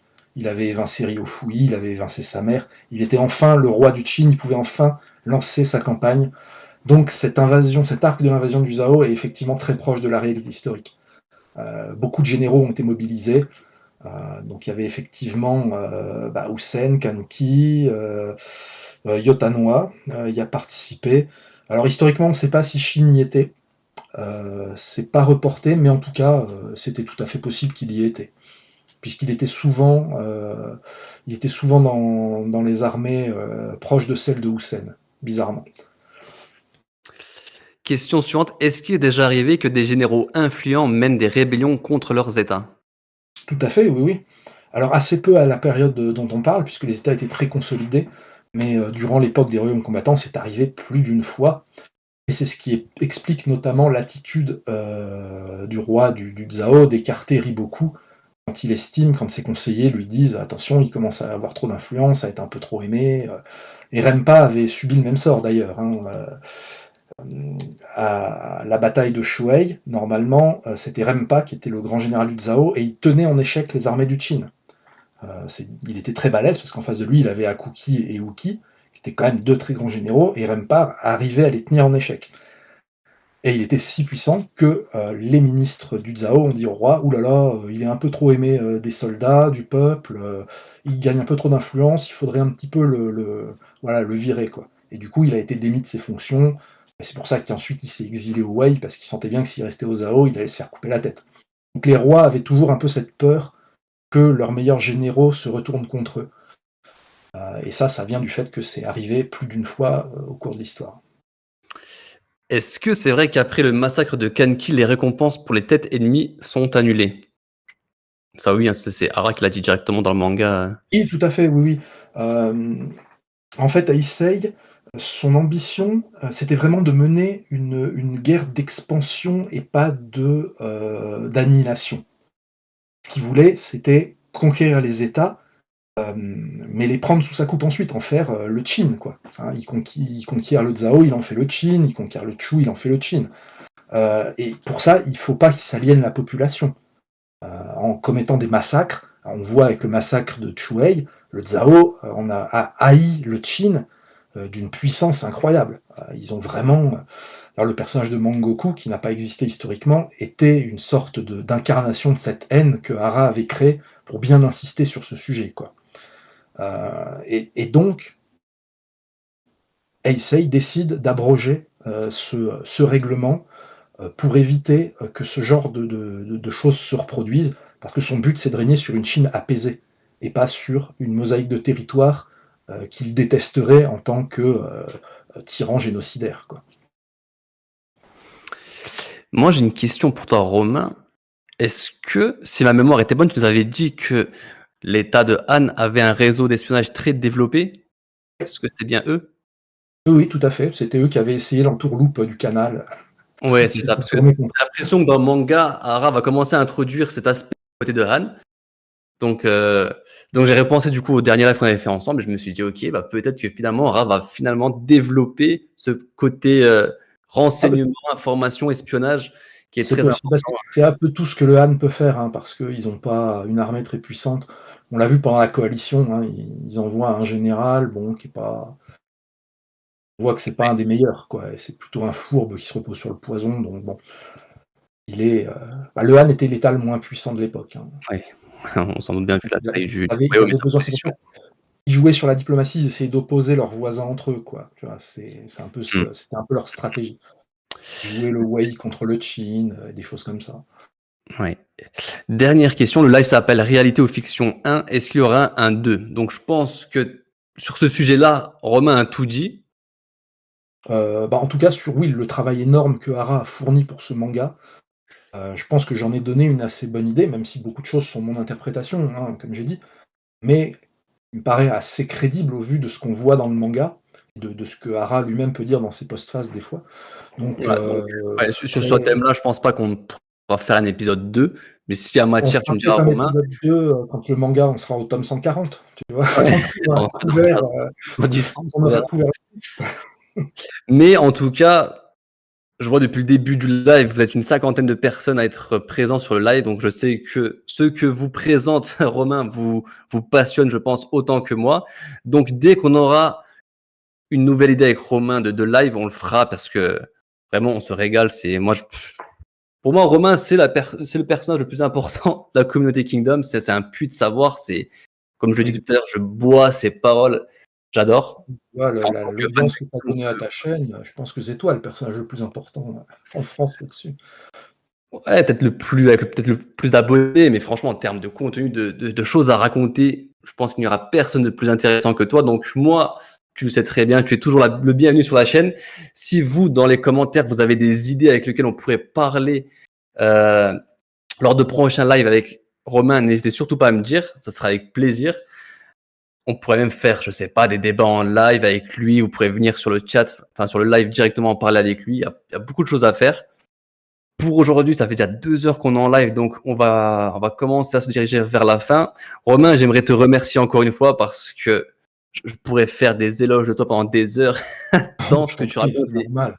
Et en plus, tu étais particulièrement éloquent. C'est très plaisant de t'écouter.